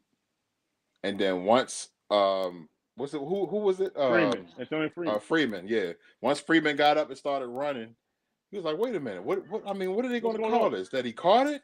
Yeah, and the referee scored a touchdown. Yeah, what is this? A catch? He said they're going to call it a catch. Touchdown. And then Al Michaels realized it was a touchdown. Yeah, that was it. It was so organic. It was really organic, bro. It was really organic. He said, what are they going to call it? What are they going to say? It's a catch? Touchdown. He did what?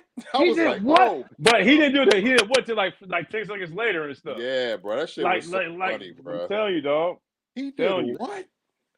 But he did that. Like he did what was definitely fitting because what made that play so great, the call. Al Michaels literally was saying what the whole world was saying. Yeah, I said the same thing. I said, what the hell? Like, he did what? Like, what? And he really did that and got up and ran it in for a touchdown. Like, that takes instinct. Like, and like, wit. Like, come on, bro. Like, how did you even know, like, to do that? Like, what? I don't know, bro. But Al Michaels, he's always been one of my favorites, bro. Always. Right. Absolutely. Absolutely. One of the greats. One of the greats, man. So he's still doing it to this day. Yeah. And the thing about Al Michaels, like he's doing it on a stage that's not that everybody don't even look at. Amazon Prime Video. Right. You know what I mean? Yeah. So no, man, hey, good call, man. Good call. Like we said that announcers make it. But my favorite announcers of all time, man, Pat Summerall and John Madden, though. Man, Pat and John, man, they always gonna be one of my favorites, bro, because you could tell that. You can tell my bad because I opened the damn natty and it's still kind of frozen. You know how that go. Yeah, it's spilling over and shit. Yeah, it starts foaming over. My bad. That's why I'm leaning forward, y'all. But you could tell that John and Pat enjoy coming to work every day. Mm-hmm. They loved working with each other for one. And but John Madden, man, he was just always good to me because he always was the most. He continued to make it like, all right, I'm John Madden. This is football. And I'm going to tell y'all what y'all already know and what y'all already seen just happen on the TV. But I'm going to still say it. Right. Y'all saw what y'all saw what just happened. But I'm going to take my little pen and I'm going to show y'all again. Right. And I'm going to throw a boom in there once in a while. And you know, but I'm John Madden. Like, you know, I'm a Super Bowl winning coach for the Raiders. You know, right. so y'all gonna listen to me. Shit. Yeah, y'all gonna sit here and listen to me. You know what I'm saying? I won a Super Bowl with the Raiders. So, you know, but yeah, no. When it comes down to announcers, like announcer duos, I mean, you really got to think about Pat and John because they kind of like open doors for a lot of people. You know what I'm saying? Unfortunately, with their demise, you know, I think Pat passed away before John. Yeah, he did. He passed away first. Pat Summerall passed away first, and then John passed away. But did you know? A lot of people don't know, man. Pat Summerall did all those games drunk. Yes, I knew that. Yes, so he was always like his thing was like Budweiser and shit. No, I followed that. But yeah, no. A lot of people didn't know that about Pat. Right. People didn't know. People, you know, that's why I say, man, you can't never judge anybody, bro. You don't know what nobody is going through. You know what I'm saying? Of course. Hell yeah. You never know what nobody's going through, bro. Pat was going through it. He was going through a lot. And, you know, that's why he was always so low tone. You know what I'm saying? He was doing his job. He did his job and he did it well. Mm-hmm. You know what I'm saying? But he was going through a lot, though. He was going through a lot. You know what I'm saying? Yeah. Yeah, but no, I agree with what you said a little bit ago, man. Like the announcers are the ones who make it. They make it memorable. Facts. Memorable. You know what I'm saying? Memorable, bro. And like, yeah, big time facts. You know what I'm saying? To the announcers out there, dog. Real talk. Real talk. And I think so. Who's your favorite announcer these days? These days? For NFL football. Or contributor, I should say. Al Michaels. Still? Yeah, Al Michaels still my favorite, bro, because I like how I love that Al keep it a buck, bro. You know what I'm saying? He don't cut no corners no more. Like, I'm too old to be cutting corners. I like Tony Romo too. Yeah, I'm about to say Tony Romo, bro. I like Jim Nantz. You know what I'm saying? I like Joe Buck. I like Troy Aikman. You know what I'm saying? All of the OGs. But I mean, because you got to think about it, bro. A lot of people have got to also think about this too. When it comes to Joe and Troy, them motherfuckers have been doing this shit for a while. True, absolutely. You know what I'm saying? Joe and Troy have been doing this shit for a while. It's crazy to sit back and think the fact that Troy Aikman has been retired that damn long, to the fact that he's a veteran sportscaster as well as a veteran. That's true. You know what I'm saying? So when it comes down to it, you got to give Troy and Joe their flowers, bro, because they've been doing it for a long time together. Joe Buck. And I remember seeing Troy when he first started doing sportscasting. And I was just like, I don't know. Mm-hmm. But Troy does a great job, bro. I love Troy Aikman as a sportscaster. Yeah. You know what I'm saying? But yeah, I would say my favorite right now, it would definitely be Al Michaels. And I love Jim Nantz too, and Tony Mm-hmm. Romo. But number one would be Al Michaels, just because of who he is and the fact that he's still here. You know what I'm saying? Al Michaels been around for a long fucking time. I did. Well, my thing, I definitely miss him. I missed. I mean, Al Michaels man on motherfucking Monday Night Football, bro. Oh man, I know. Me too. Me too. I like Al Michaels too. On Monday Night Football, but Al Michaels, he kind of reminds me of Ernie for TNT. Ernie Johnson. Just Ernie Johnson, just that OG and just very good at what he does, but been around for a very long time. Because Ernie, Shaq, and Chuck and Kenny, they're not gonna be together forever, bro. Ernie gonna step down first. I think it's gonna be Ernie, then I think it's gonna be Chuck, and then I think Kenny and then Shaq. I think Shaq gonna be the last one to step down. Me personally. Can we agree? Can we agree in reference to the NBA on TNT, the pregame, like Ernie, Shaq, Chuck, and Kenny, that they're the best. They're the best ever. Yes, ever. Nobody. When it comes down to it, if you think about a group, right? Period. Like pregame type shit and halftime and all, the best ever. Nobody will ever top those four ever. And Ernie is the crazy because Ernie just sits there and just like moderates. Yeah, he's like the moderator. pilot. He's like the moderator. He's like the moderator, just like just like when the potential presidents go at it, like when Hillary and Trump and and when Obama went at it with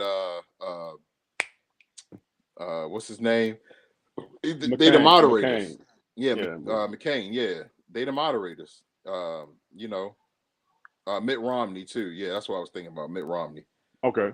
But yeah, that's the Ernie is the moderator of the three, and honestly, it's really Chuck and Shaq the ones you got to moderate. You know what I'm saying? Because Kenny he'll just joke, but Shaq and Chuck is the ones that really go at it.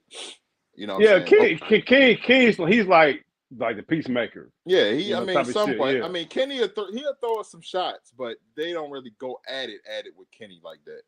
But right. Shaq and Chuck are the ones that really go at it. You know what I'm saying? But yeah, that's who I look at, like, just like, I don't know, Kevin Harlan. Kevin Harlan is one of my favorite game announcers of all time. Right. He's very, very, very good at what he does. You know, have you ever seen the video of Kevin Harlan? Kevin Harlan was broadcasting the Cowboys and the Giants, and a black cat ran. Yeah, I remember the black cat, and he was running up the field, and he was calling it like it was a play. Yeah, he was calling it like a play. Yeah, I remember that. Greatness, dog, greatness. Yes. Yep. I mean, that's just absolute. I mean, that is genius, because it's like, okay, the game is stopped, so now you got to keep this audience engaged. So what can I do to keep the audience engaged? And he treated the cat like a wide receiver, pretty much, or a running back. Right. So I mean, it was just genius. Kevin Harlan always will be one of my favorites. Always. I mean, and Kevin not only does TV, he does radio too. Right. Absolutely. Yeah. You know what I'm saying? I mean, these days more radio than on TV. Shit. Right. But Marv Albert always gonna be my favorite of all time, though. Oh man. Yeah, Marv Albert is my favorite of all time. Good call, bro. Then it's Kevin Harlan. You know what I'm saying? And Kevin Harlan's daughter actually does commentating too. She actually. I didn't know that shit. I had no idea. You serious? Yeah. Yep. Kevin Harlan's daughter actually does play-by-play as well. You know what I'm saying? I can't remember her name, but yeah, she's very good too. But yeah, man. Yeah, and when it comes down to it, I would say that Pat and John is my favorites of all time. All time. Yeah, you got it, because I mean, just thinking about them and seeing them pop up on your TV on Monday Night Football back in the day, like. You'd be like, everything will be all right. Whatever, seriously, bro, bad day I had, I'm gonna sit down. Household. Right. It really was. You could be having the worst day of the world. If you a sports fan and you see John Madden and Pat Summerall pop up on your TV, you like, okay, for the next 3.5 hours, I'm gonna go ahead and just get lost in this game. Just get lost in the game and shit. Yeah, Yeah, just chill with these for dudes real. and shit. For real, real. You can say the same thing about not really sportscasting, dog, but as far as like breaking down, you know what I'm saying, the day, you can say the same thing about Chris Berman. What? I can't Chris get as Berman. loud as I can. Woo! Yeah. That shit he be saying, and yeah, Chris Berman, man, he's another one of my favorites. Him and shit, what's his name? What's the black ass nigga name that used to be right there beside him every talking episode? about Tim Jackson, Fred Jackson. Yeah. Tom Jackson. Tom Jackson. Yeah, You got with that fucked up hairline. Right. Yeah. Tom Jackson, man.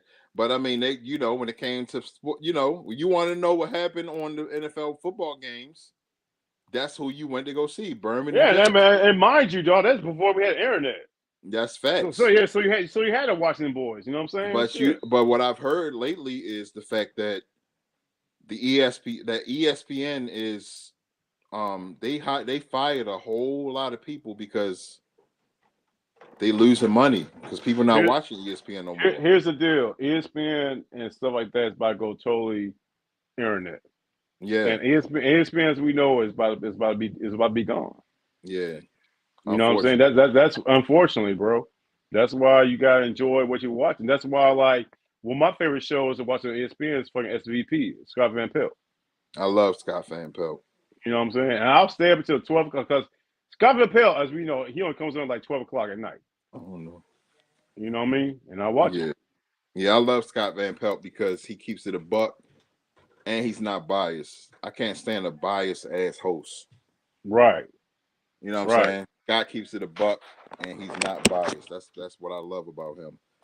But I mean, ESPN, they call him the worldwide leader of sports, and for a long ass time, I mean, let's not forget about our man, Stuart Scott. God bless the soul. You know what I'm saying? Trendsetter, dog. That's a fact. Trendsetter. Real talk. Definitely a trendsetter.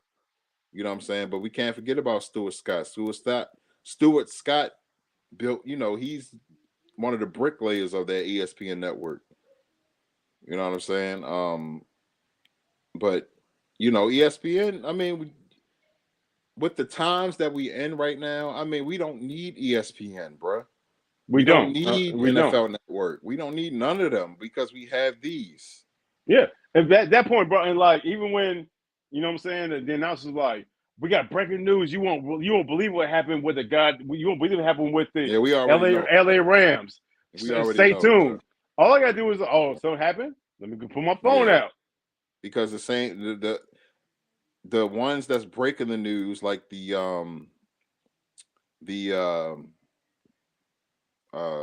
Ian Rappaport's and all of them, they breaking the news on Twitter, yeah. And they throwing it right on Twitter.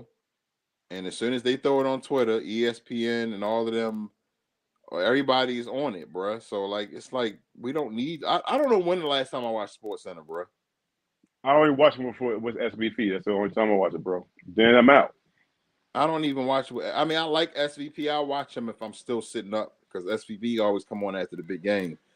But other than that, I don't watch SportsCenter, bro. Like I don't watch that. I don't have the interest of watching SportsCenter because I have Facebook.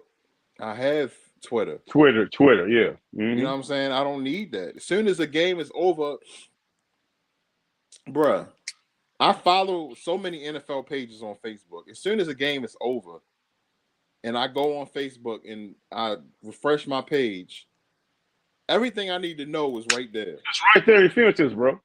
You know what I'm saying? So I don't need to watch no damn SportsCenter to find out what happened. I mean, unfortunately, it's unfortunate.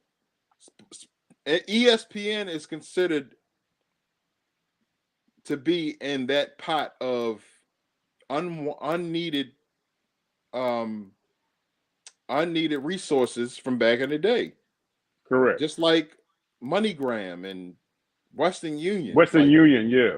We don't need that shit no more, bro. We got Cash App and Zelle and Got all Cash that. App, PayPal, Zelle, Yeah, Venmo, you know what I'm shit. saying? Yeah. That's just the point I'm trying to make. You know what I'm saying? Like, we don't need none of that shit no more. And ESPN unfortunately falls in that pool. We don't need ESPN. We don't need these sports. We don't need cable.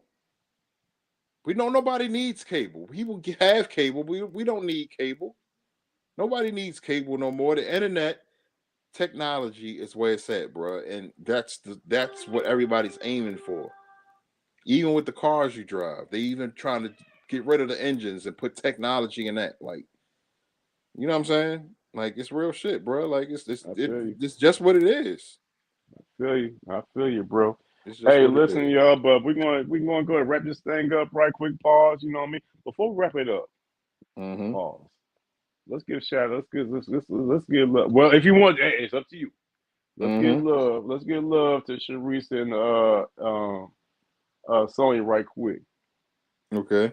Are you able to actually take your phone, go up there, and we can say what's up to them? I would, but if I move right now, bro, pause. I mean, yeah. After two natties, I'm kind of like You sit your ass right there, then, goddamn. yeah, I ain't trying to You sit your ass right there. You know what I'm saying? I'll go ahead. You know what I'm saying? Well, I'll go ahead and go there live. Who's on Sonya's channel? Sonya. It's on Sonya's live. Yeah. All right, So I'll go on there and let her know that with the man cave, giving shout out to them. But hey, cave diggers, you know what I'm saying? Shout out to y'all for hanging in with us and just chilling with me and CJ. This is what we do. This was the first night we could just no time restrictions, no nothing like that. Me and my bro, we can vibe out. You know what I'm saying? But when about us, man, it's about the man cave game day streaming. We love it. We love this channel.